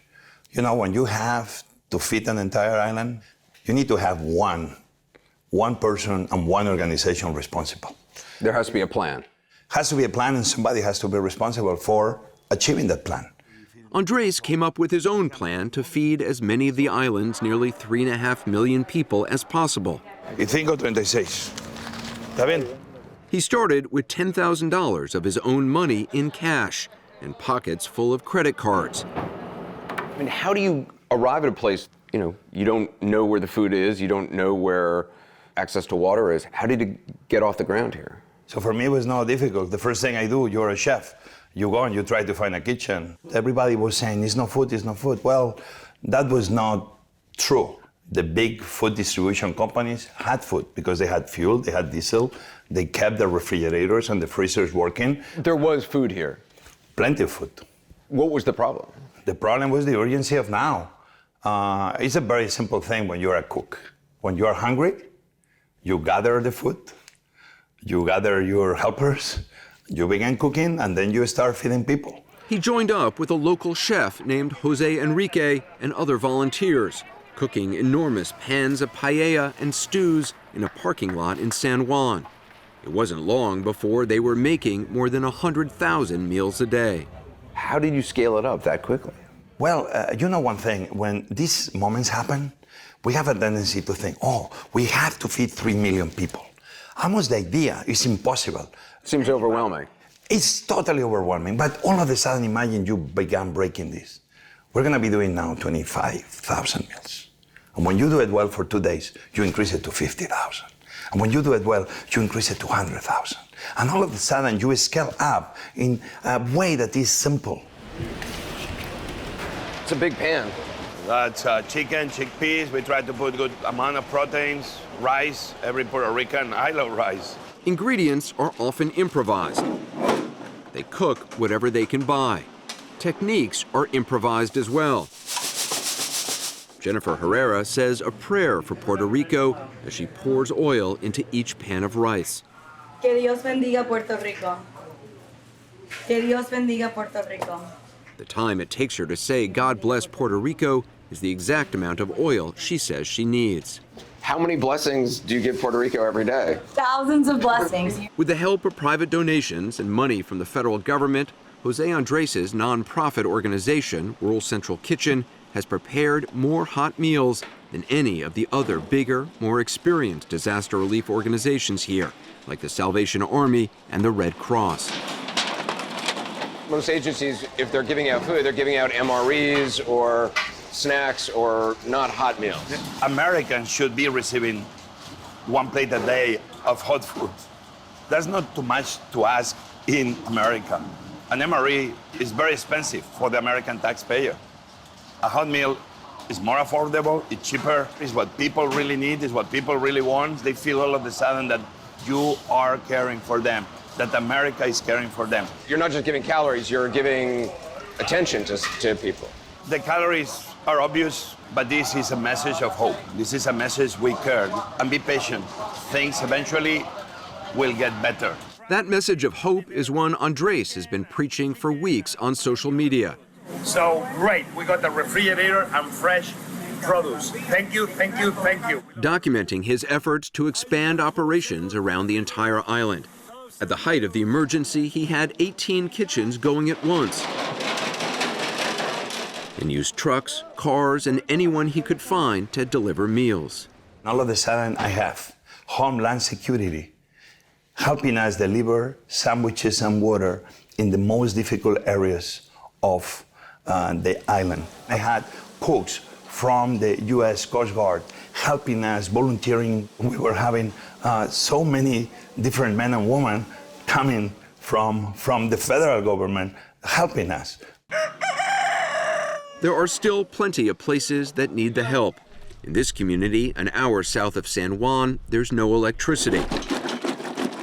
This is the first hot meal this family has eaten in more than 2 weeks. Andres' dedication has inspired others in Puerto Rico to set up kitchens of their own.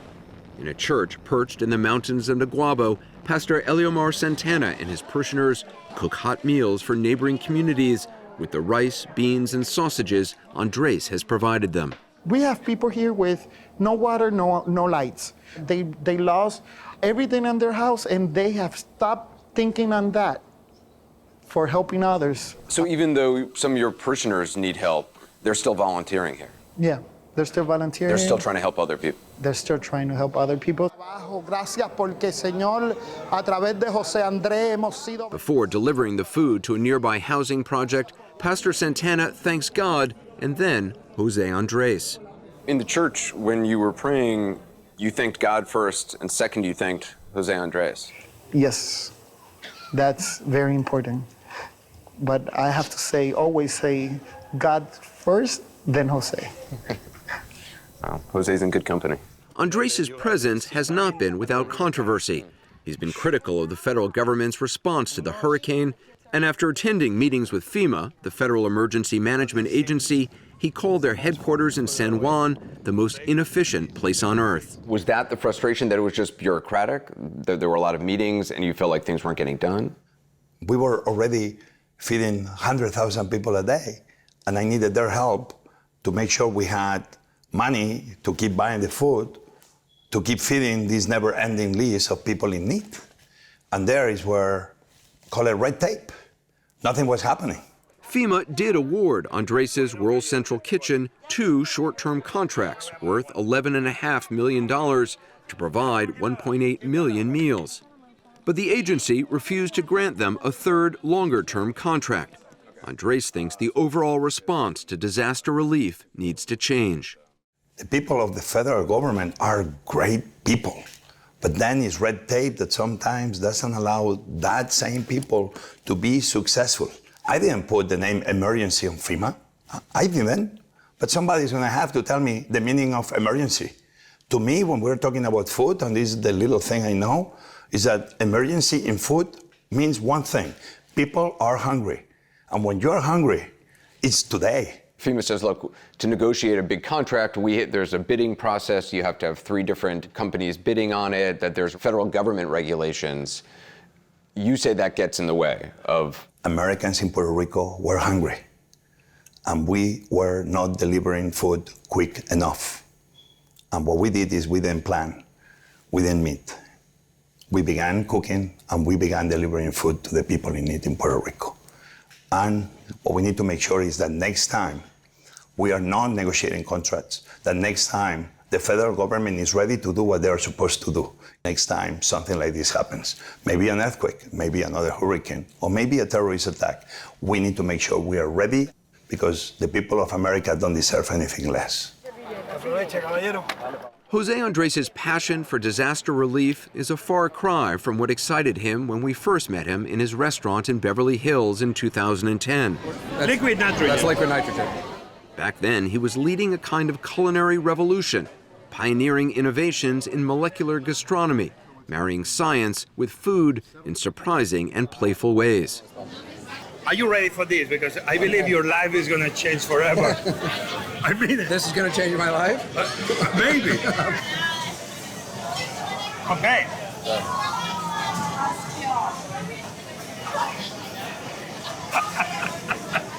I don't know why I keep doing stories about food, because I don't really eat much and never really think much about food, but it's so interesting to me how, for you, food is at the center of everything. Anderson, food touches everything. Food is in our DNA. Food touches the economy, food is science, food is romanticism, food is health. Food has many of the opportunities to have a better tomorrow. That philosophy is at the heart of Andres' humanitarian efforts around the globe. He founded World Central Kitchen after the earthquake in Haiti in 2010. And I've been here more than 25 times to Haiti. This past June, months before Hurricane Maria hit Puerto Rico, we met up with Andres in Haiti's capital, Port-au-Prince. We said we should be having here the freshest fish every day. He supports an orphanage here and has established a job training program for local chefs. He's also spearheading an effort to reduce the widespread use of charcoal in cooking. Long-term exposure to smoke from cooking indoors on fires kills an estimated 4 million people worldwide every year, most of them women and children. Andres has provided cleaner-burning propane gas stoves to more than 100 schools in Haiti, like this one in Port-au-Prince. I mean, focusing on stoves, on the idea of clean cook stoves, is not something that a lot of people think about. I am a cook. I feed a few, but I've always been super interested in feeding the many. And when I've seen some of these women doing the change from the charcoal to the gas, everything changes around them. When we see this woman cooking in the street with charcoal and we eat the plate of food, we should all be asking ourselves how that plate of food can really become an agent of change. An agent of change. A true agent of change, one plate at a time. ¿Cómo estás? Jose Andres spent Thanksgiving in Puerto Rico, continuing to feed people one plate at a time. This has been his biggest undertaking thus far. Every time it's a rainbow, you know things are gonna get better. He's scaling back now as the need for emergency food relief here lessens, but he's already thinking about how he can do it better the next time disaster strikes. Ah, muy bien. Gracias.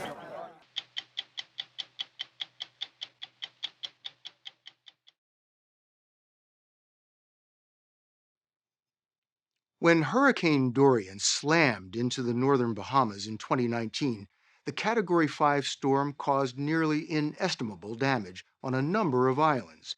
There's a growing consensus among scientists that climate change is making hurricanes stronger and more destructive. That's very bad news for the Bahamas, a string of more than 700 low-lying islands stretching from Florida nearly down to Cuba, in the heart of what's come to be known as Hurricane Alley. When we visited in late 2019, hurricane recovery was really just beginning, but we discovered that the Bahamas had found a ray of hope, specifically a solar array that can survive future hurricanes. And in the process, it may have important lessons for the rest of the world. With sustained winds of 185 miles per hour, gusts above 200 and a storm surge well over 20 feet in some spots. Please pray for us. Hurricane Dorian wreaked unimaginable havoc on the Bahamian islands known as the Abacos. There's not enough words in the dictionary to describe what Hopetown looked like after that storm. Hopetown has been Vernon Malone's home for all of his 82 years. His family has lived here since 1785. He's the town baker and grocer, and he and his wife rode out the storm in his store. It survived, but their home just up the street did not. The entrance went right in there. Vernon's son, Brian, had a home just around the corner. Had a home. That pile of rubble we see there. That's actually 2.5 houses. Mine's on the bottom. Hopetown is a Bahamian landmark. Its candy-striped lighthouse dates to 1863 and is pictured on the country's $10 bill. The lighthouse stood up to Dorian, but as we saw coming into the harbor, not much else did. I hear generators everywhere. Is this how you guys are getting through? Yep. Brian Malone and Matt Winslow, an American who owns a vacation home on the island, told us why all those generators are still running. The substation in Marsh Harbor, which feeds us the power, is destroyed. And then, of course, you can see all the utility poles are pretty much destroyed. So this isn't a case where you come in and replace some poles and you flick a switch. This is months and months and months of work. Hopetown is on one of several small islands ravaged by Dorian, which then moved across 7 miles of open water to Marsh Harbor, the largest town in the Abacos. At least 60 people died in Marsh Harbor, and destruction is still everywhere. Total damage and loss from Dorian is estimated at $3.4 billion. When you see the extent of the destruction, where do you even begin? How do you even begin? That's always the question. Where do we begin? The Bahamian Prime Minister at the time, Hubert Minnis, and his aide, Viana Gardner, visited Marsh Harbor with us and pointed to a top priority, restoring electric power. How do you bring this back? The power, we had to make determination to set up microgrids. The microgrids Prime Minister Minnis is talking about are small-scale systems. More and more, they're solar arrays with battery storage for when the sun's not shining. They can either feed electricity into the larger grid or operate independently to power a single facility or a neighborhood. The way electricity has been produced in the Bahamas is with diesel-fueled generating stations on each inhabited island, about 30 in all, feeding power to everyone through overhead lines. The main power plant for this island is literally 25 miles south of here. That's 25 miles of line that has to be rebuilt. Chris Burgess and Justin Locke run the Islands Energy Program for an American nonprofit called the Rocky Mountain Institute. They have solar projects throughout Hurricane Alley. After Category 5 Maria hit Puerto Rico in 2017, they put microgrids on the roofs of 10 schools. Maria also brushed St. Vincent. This is its first microgrid. Now the island's energy program has come to Marsh Harbor. So how big will this solar array be? 15 acres, right through here. That microgrid will satisfy 10% of Marsh Harbor's total power needs and will be built right between its government center and hospital.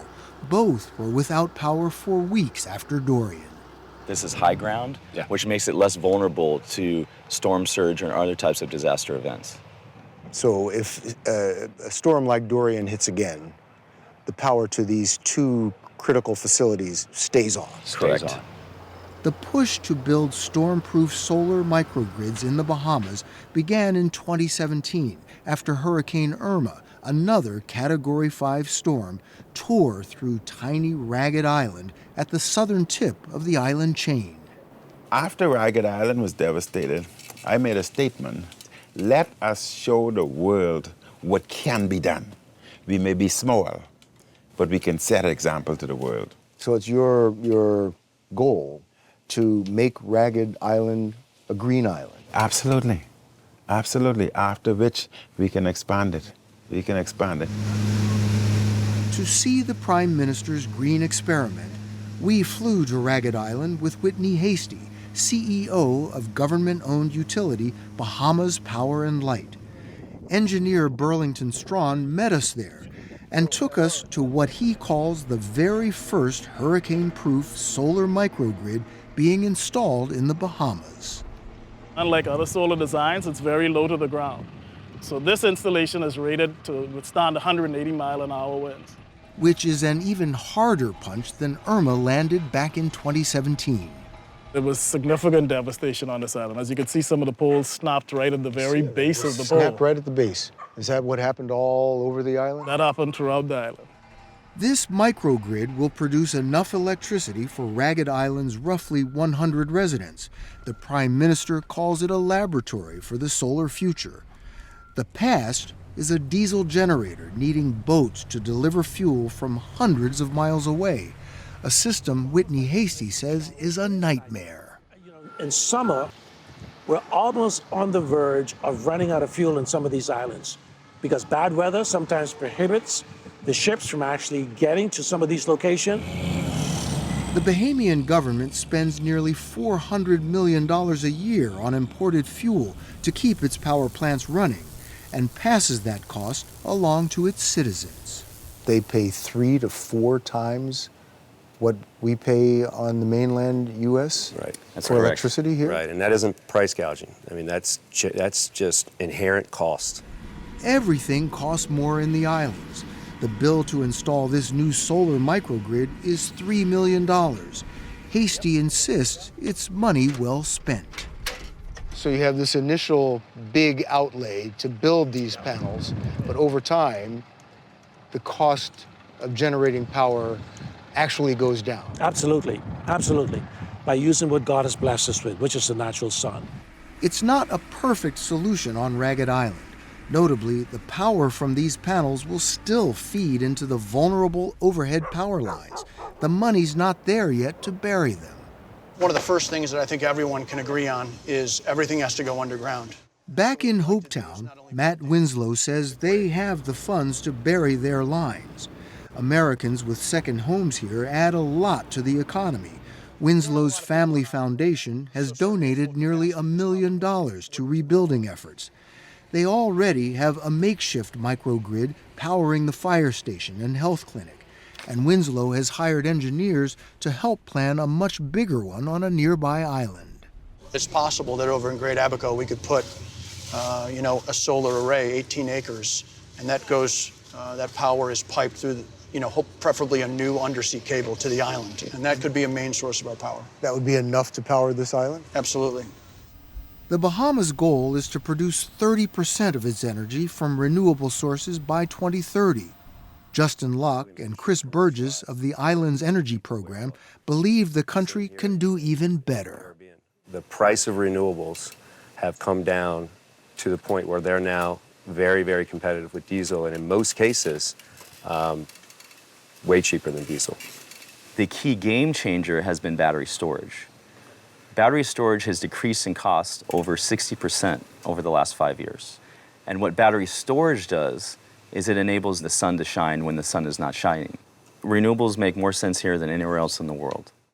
And in the Caribbean, microgrids are starting to show their value. When earthquakes struck Puerto Rico in 2020, the entire island's big electric grid was shut down for days. But remember those solar microgrids installed at schools? They kept providing power. The lessons can really apply anywhere. California has the same system architecture as here in the Caribbean, right? Fossil fuel, long transmission distribution lines, right? And you see that PG&E had to proactively shut off power to millions of people in order to prevent fire. If there had been these microgrids, might it have been that PG&E would not have had to cut off power to Correct. Millions of consumers? Correct. Here in the Bahamas, there are still huge economic obstacles. Losses from Dorian equal nearly 30% of the country's entire annual GDP. You've got this incredible outlay to rebuild these islands that were devastated by Dorian. Can you afford to bring on a new form of electrical generation? We cannot afford it. We recognize from day one that we cannot do it alone. Just weeks after Dorian hit, then Prime Minister Minnis spoke at the United Nations. He emphasized that most of the Bahamas was not damaged and eager for tourists, lifeblood of the economy. Then he said that first world countries and their pollution are at least partly to blame for the threat of ever stronger hurricanes. It is a threat which we cannot survive on our own. First world nations, and this is what I said at the UN, I said first world nations make the greatest contribution to climate change. They are the ones responsible for the changes that we see, the increase in velocity and ferocity of the hurricanes and the changes, typhoons that we see today. But we're the innocent victim. We're the ones that are being impacted by what you've created.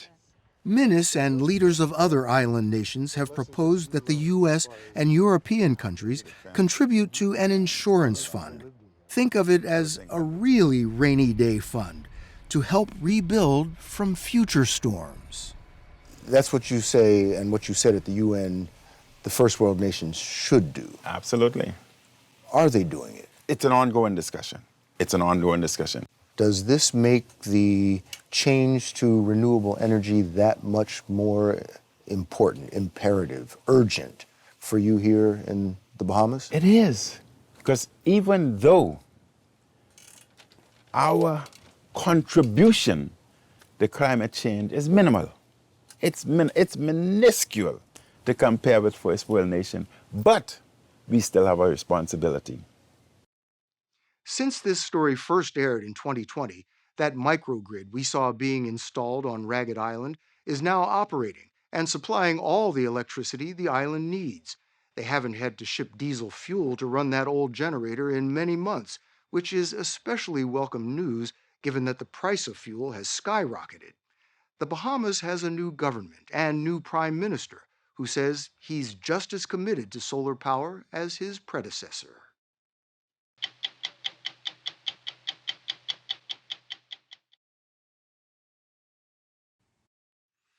It's been 11 days since Hurricane Ian, a Category 4 monster of a storm, cut across central Florida. Even in a state that's no stranger to hurricanes, the destruction in the wake of Ian is staggering. More than 100 deaths, most by drowning, communities in tatters. The price tag for recovery, estimated at more than $100 billion. We went to ground zero on Florida's southwest coast, where Ian first roared ashore and where the hurricane's fury was most severe. As Hurricane Ian's violence bore down on Sanibel Island, the Sprecher family fled with little more than the clothes on their backs. This past Wednesday, 1 week after the tempest laid waste to the island, the family went back to see what was left of the place they had called home for almost 20 years. Where are we? I can't even tell. Ian severed the causeway that connects Sanibel to the mainland, so the Sprechers returned by boat. You wouldn't even know this is home. We were invited to go home with them to see the damage done when the Category 4 hurricane plowed into Florida. John Sprecher told us the destruction was overwhelming. This place looks like it's been bombed out. And I remember our kids playing in the sand when they were a couple years old. Melissa Sprecher told us she had trouble getting her bearings. There's no bridge. There's no ferry right now. There's nowhere to stay. There's no running water. There's no electricity. There's no air conditioning. There's nothing. Everybody on this island at this moment is homeless. Their house is just a block from the beach, usually a few-minute walk, they said, but not this day. The path was covered with thick, tacky mud. Watch the mud, because it's very slick. 6,500 people live on Sanibel. The place the Spreckers described as a tropical paradise now is a debris field. Cars tossed like toys by the storm surge. It stripped the asphalt off their road. This was paved. This was paved. As they approached the house, the scene was surreal. A beautiful Florida day, the kind that drew John and Melissa here from Wisconsin years ago, while the home and life they built lay battered under the sun. I'm shocked. They had held pool parties in this yard, celebrated birthdays and graduations in these rooms. Now, with the roof gone, exposing the accumulations of a lifetime to the elements, they are salvaging what memories they can take on a small boat. Grandma and Grandpa photos. Yeah, Grandma and Grandpa photos. To be able to have photos and things that the kids have made and be able to take them, that's huge. Yeah. I'm floored that we have anything. Anything. Have you been in touch with your insurance? We have, yeah. Will you be able to build back what you lost? I don't know. We don't even know if we want to. Yeah. Honestly. Really? Yeah, I would think a lot of people will be leaving this. Are the phones ringing off the hook? Monday morning, we were getting about 15 calls a minute. Brian Chapman owns Chapman Insurance Group, one of the largest independent insurance agencies in Southwest Florida, with about 30,000 customers, many who live on Sanibel Island and in hard-hit Fort Myers. 7 of his employees lost homes. His offices suffered water damage and lost power. With this hurricane, you had winds gusting up to 150 miles an hour. You had a massive storm surge. How do those two arms of this hurricane impact the reimbursements that your homeowners are going to get? That's where it gets a little complicated because you have 2 policies, one for flood and one for wind. Why is that so complicated? Well, did the wind damage happen first or the water rise? And was there wind damage before it flooded? And it's hard to know the answer to that question. And just 18% of Florida homeowners have flood insurance. So why so few? Because it's expensive. But not as expensive as what just happened. Chapman says he fears Ian will only exacerbate a persistent problem in Florida's insurance market. 80% of all homeowners' insurance lawsuits in the country are filed here. Most big insurers have scaled way back. Small insurers are being squeezed. 6 went out of business just this year. What has all of this done to premiums? Double-digit, triple-digit rate increases in the last 24 months. My policy was personally $3,500, then $7,000, and now $10,000. And that's not including the flood insurance. Who can afford that? It's not affordable. It's not sustainable. We were on Sanibel Island yesterday, and the destruction is widespread. If you're out there, what hope do you have to recover from this? It's going to be a long road to recovery. The ones that forgoed insurance, I'm certain that there will be some that will sell their real estate or their land. All of this was wrought by a hurricane that rapidly spun itself into an electrified killer. Energized by the warm waters of the Gulf of Mexico, Ian took just 2 days to grow from a Category 1 to a Category 4 storm, packing 150-mile-per-hour winds and stirring up a storm surge that drowned coastal communities in 12 feet of water. That 1-2 punch was compounded by catastrophic rains. The storm dumped more than 20 inches over central Florida, swelling rivers and flooding neighborhoods in a swath that stretched across the state. You knew this was going to be a monster. I did. As Ian approached, Tampa native Bobby Quinn, a former Air Force weather forecaster, private pilot, and tech company founder, wanted to help, so he drove south into the heart of the hurricane. It's kind of hard to leave the spot. And got more than he'd bargained for. He shot this video on his phone. There was no place to go. There were trees flying by when I was sitting in the truck, and wind that would have flipped my truck if I had moved out from behind that wall. I tried at one point, and the wheels came off the ground. After 13 harrowing hours, he started to put his talents to work. Quinn runs a Tampa-based tech startup called PayPixel that crowdsources drone imagery and organizes it on an app.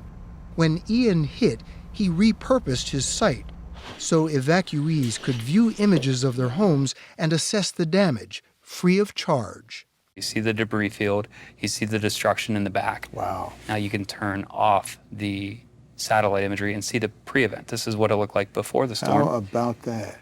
And if we add in our street level imagery, somebody can click in and see what that house looks like from the front after the storm.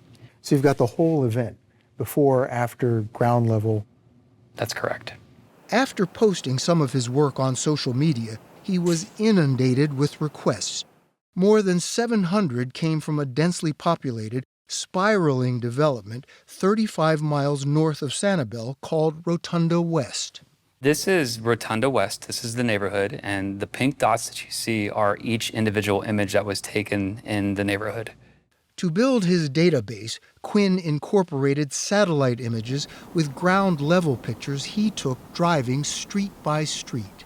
So that huge circle that we saw, you're going down every cul-de-sac, going up and down, getting pictures on both sides of the street? Every road, every house. How long did that take you? Took me 9 hours, 117 miles. And how many pictures did you end up with? Just over 8,000. He filmed inside some houses. Oh, man. Quinn's efforts didn't go unnoticed. It's a foot deep, and I'm gonna have to turn back. He told us he's been contacted by an insurance company and Florida's Emergency Operations Center seeking his data. Why'd you do this? If you've ever felt hopelessness or despair or the anxiety that comes with the unknown, you know it's a terrible feeling. We know that we can use technology in a way that really hasn't been used before to get to the right audience, to get to the loved ones and family members. We want to quell that anxiety for them.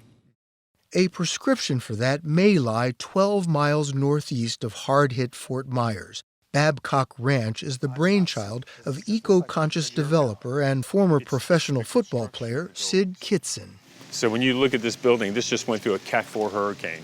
Kitson and his partners purchased 91,000 acres in 2006, bigger than Manhattan, with a dream to build America's first environmentally friendly, hurricane-proof, fully sustainable small town. We are the first solar-powered town in America. We have a solar field that's 150 megawatts. But that's just part of the story. How many people live here now? About 5,000 people, and you've it'll got eventually be plans to grow to what? About 50,000 people. Kitson rode out the storm in his lakeside home in town. And I remember sitting here, I had the weather on, and the weather person says, well, this Category 4 hurricane is now heading for Babcock Ranch. And not only is it heading for Babcock Ranch, but it's going to be on the eastern side of the wall, which is the worst place to be. How long did the hurricane sit over? It's about 8 to 10 hours. It's run unbelievable. You can barely hear yourself think. He took this video with his iPhone. At the height of the tempest, there were whitecaps on the lake.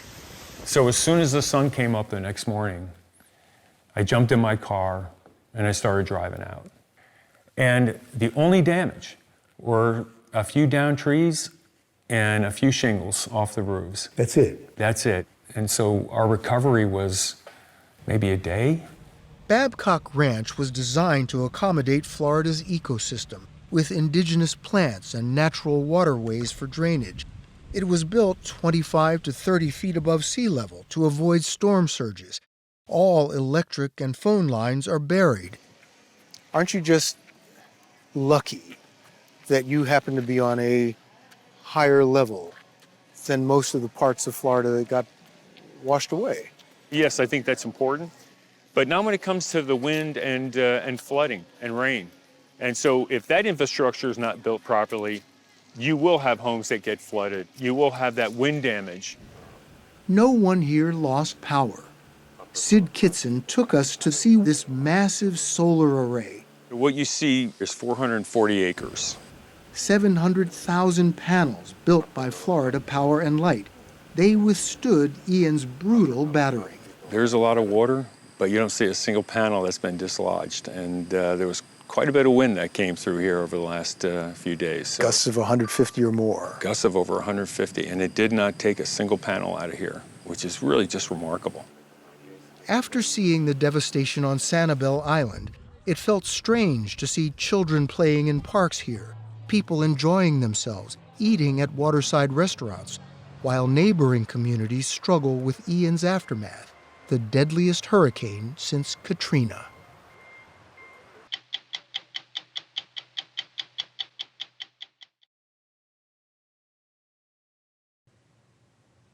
On Thursday night, Hurricane Helene and its 140-mile-an-hour winds made landfall in Florida's Big Bend region. It was deadly.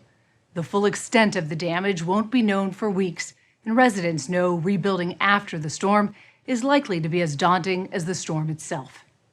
It's been 2 years since Hurricane Ian hit southwest Florida, and an estimated 50,000 homeowners are still locked in battles with their insurance companies. Tonight, you will hear from insurance insiders who say after years of diligently paying premiums, homeowners are being misled by their insurance carriers. The whistleblowers, who are all licensed adjusters, tell us after Hurricane Ian, several insurance carriers were using altered damage reports to deceive customers. As Hurricane Ian slammed into Florida with 150-mile-an-hour winds, Jeff Rapkin took this video from the porch of his home, about 40 miles south of Sarasota. All the trees are coming down. They don't normally look like this. Everything's coming apart. My name is Jeff Rapkin. I live in Northport, Florida. Rapkin, an adoption attorney, and his wife Ginny raised 3 children in this home and weathered more than a half dozen hurricanes inside it. But Ian, they say, was different. It sat above our heads. It wouldn't move. I mean, it was a nightmare. And it went on for how long? 11 hours. 11 hours. It felt like the hurricane was inside the house. We couldn't keep the windows closed. That is the Rapkins' house. A neighbor just happened to be filming when their steel roof was ripped off. When the storm finally passed, the Rapkins could see clear skies through the new hole Hurricane Ian punched in their ceiling. There were trees on and around their house. The roof was shredded, and everything inside was soaked. The Rapkins lined up their losses on the curb and called their insurance company, Heritage, to begin the claims process. It sent a licensed adjuster to the house to assess the damage. Did you get the feeling, speaking to him and showing him around the property, that he understood what was happening here, that this was serious? He was really nice. He was thorough, and he said, your house is probably going to need to be completely rebuilt. Which is why the Rapkins were floored when they finally got a check from their insurance company 3 months later. They sent us a report from the adjuster which said that it would cost $15,000 to put our home back to pre-hurricane conditions. They sent you $15,000? $15,000, and so the deductible was taken out, so it was $10,000, and then our public adjuster took $1,000 out, so we had $9,000. When you called and said, $9,000, are you kidding me? What was the reaction? The reaction was, this is the decision we've made, and I started to pray for Mr. Jordan Lee's untimely demise because I was so angry. We found Mr. Jordan Lee very much alive. Do you remember the Rapkin family? Yes, ma'am. Lee is the adjuster who went to the Rapkins' home after the storm. What do you remember about them? Their property, a 2-story home, metal roof that was blown off by Hurricane Ian, and the interior of the home was it was soaked. Jordan Lee has been a licensed adjuster in Florida since 2017. After major disasters, most insurance companies use third-party firms who hire adjusters like Lee to help them with the thousands of claims. Lee says after he assesses a home, he always leaves his cell phone number with the homeowners so they can call him if they have any questions. After Hurricane Ian, homeowners did. What were they saying? Cussing me out left and right, up and down. How could you do this to us? It was really bad, actually. And out of the thousands of claims that I've handled, I've never had phone calls like that. Confused, he went back to compare the damage report he wrote for the Rapkins to the one the insurance company sent to them. That's your work. Correct. And this is what they were given. Totally different. Totally different. You said they needed a new roof. I did. And this report says what? It reads as a repair. Was that roof able to be repaired, in your opinion? Not in my opinion, no. Later, Jordan Lee learned a desk adjuster who'd never been to the Rapkins' home had deleted entire sections of his report, but left his name and his license number on it, making it look like his work. Did anybody ever alert you, hey, we're making a change to this report? No, nobody told me. The only way that I knew was the homeowner calling me. It is standard procedure for field adjusters to collaborate with those back in the office to make minor edits. But Jordan Lee says that is not what happened with the Rapkins report. Did you put a dollar amount on how much you thought they were owed? $231,368.57. What did the insurance carrier come up with? $15,469.48. So quite a bit of difference. That's not a difference of opinion. No. Jordan Lee says as he dug further into his work from Hurricane Ian, he was stunned to discover the Rapkins weren't the only family whose report was altered. It was basically all of them. I mean, I handled 46 of them, 44 of them were changed. Were any of your reports changed to give the policy owner more money? No. It was always down. It was always down. Down by as much as 98%. One estimate he wrote for $488,000 was changed to $13,000. Another from $239,000 to $3,000. On December 13th, 2022, my name is Jordan Lee. I'm an independent insurance adjuster, and I work for the insurance companies. Jordan Lee and two other adjusters testified to Florida lawmakers about what one watchdog group called systematic criminal fraud by the insurance companies. The scheme was repeated over and over again, not only on my estimates, but on estimates written by other adjusters. Ben Mandel has been a licensed adjuster since 2017. He did not work for Heritage, but says 18 of the 20 reports he wrote for another carrier after Hurricane Ian were altered. And he says he and other adjusters were instructed by some of their managers to leave damage off reports. And there was a deliberate scheme to do this. And it wasn't just with one carrier doing this. This was 6 carriers that we discovered were doing this in the state of Florida. They all got the memo. Which was? Which was, we're not going to replace roofs, asphalt shingle roofs. We're not going to replace them. We're going to repair them. Mandel says he refused to leave off roofs. They were asking me to do something that was illegal. And why was it illegal? It's illegal because when I go out to make a damage estimate, I have to put what the damage is, not what they want the damage to be. And so if I leave something off that's supposed to be on there, I can be prosecuted for that. So the company's telling you, leave the roofs off, we're not paying for roofs, but you keep writing these roofs need replaced. I wrote the way they're supposed to be. And you get fired. And I got fired. Now, Ben Mandel and 5 other whistleblower adjusters are represented by attorney Stephen Bush. Bush worked as a public adjuster for more than a decade. What the carriers are doing, in some instances, what they've said was if the policyholder needs a new roof, then we're going to make them make us pay. In other words, file a lawsuit, and then we'll pay you for your roof. But unless they do that, they're not getting the roof paid for? They're not getting it. They're not getting it. Most people will not stand up and fight. I cannot tell you how many people come to me and say, hey, what was I going to do? I had to replace my roof. And do you think the insurance companies know that? They're betting on that most people are just going to roll over? No question they know that. They're playing the odds, and they're winning. Florida's insurance market has been a risky gamble for years. After a decade of costly storms, several national carriers exited Florida. Smaller regional carriers stepped in, but not all were up to the job. Since 2021, at least 9 insurance companies in Florida have collapsed, and some of the remaining ones, Stephen Bush says, altered damage reports. And is it just in Florida? I now have evidence in 6 different states of where carriers are manipulating the estimates, changing them, and then misrepresenting to policyholders that it's the work product of the field adjuster. And do most times the policy owner have any idea they Policyholder has no clue. Yeah, there's almost no transparency in the claims process. Doug Quinn is the executive director of the American Policyholders Association, an advocacy group he started after his home was destroyed by Hurricane Sandy in 2012.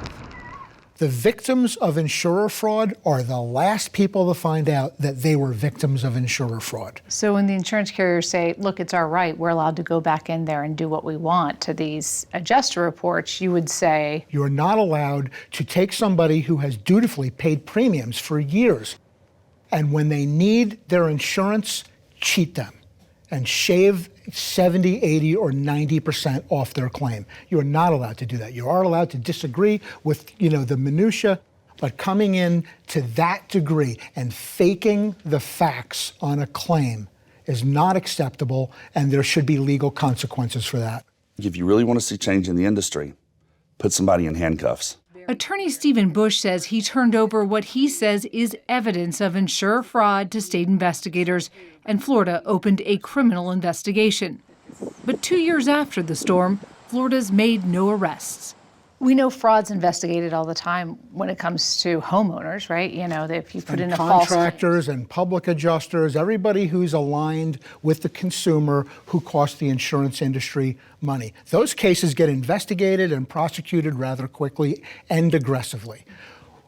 All we are asking is that cases that are alleged to be perpetrated by the insurance carriers or the vendors that they hire are just as aggressively investigated and prosecuted when fraud is found. Quinn says it's difficult to know how many policyholders may have been given less money than they were owed. But 2 years after the storm, every unrepaired home and tarp tells a story. At the Rafkins, mold and Mother Nature are gnawing away at what's left of their home. And upstairs... Oh, thanks. All right. Oh, well, there's the sky. This isn't a hole. This is a crack down the middle of your house. I can put my whole arm up through here. That split roof is an open wound for the Rafkins, who still have to mow the lawn and make mortgage payments on their rotting home every month. They're also paying rent on an apartment nearby and $4,000 a year to Heritage for home insurance. And you're still paying? I'm still paying. Oh, yeah. The premiums went up. So we're still paying and the premiums went up. And I can't get another insurance company, obviously. Jeff and Ginny Rapkin filed a lawsuit against Heritage, accusing it of breach of contract and fraud. In a statement to 60 Minutes, Heritage said it couldn't comment on specific policyholders, but aims to pay every eligible claim and had no intention to deceive. The company says in its own random sample, about 42% of damage reports were revised downward and 26% were revised upward. Heritage says that since Hurricane Ian, it has made many reforms, including updating its claims processing software, which it blames for not including the names of desk adjusters who altered reports. Do you think that was a mistake, just an innocent mistake? Originally I did. I said, oh, maybe they made an error. And what do you think now? I think they did it on purpose, and I think people are getting letters that say they're not covered when they are. This is a con. That's what this is. This is make them go away at all costs. We're not paying.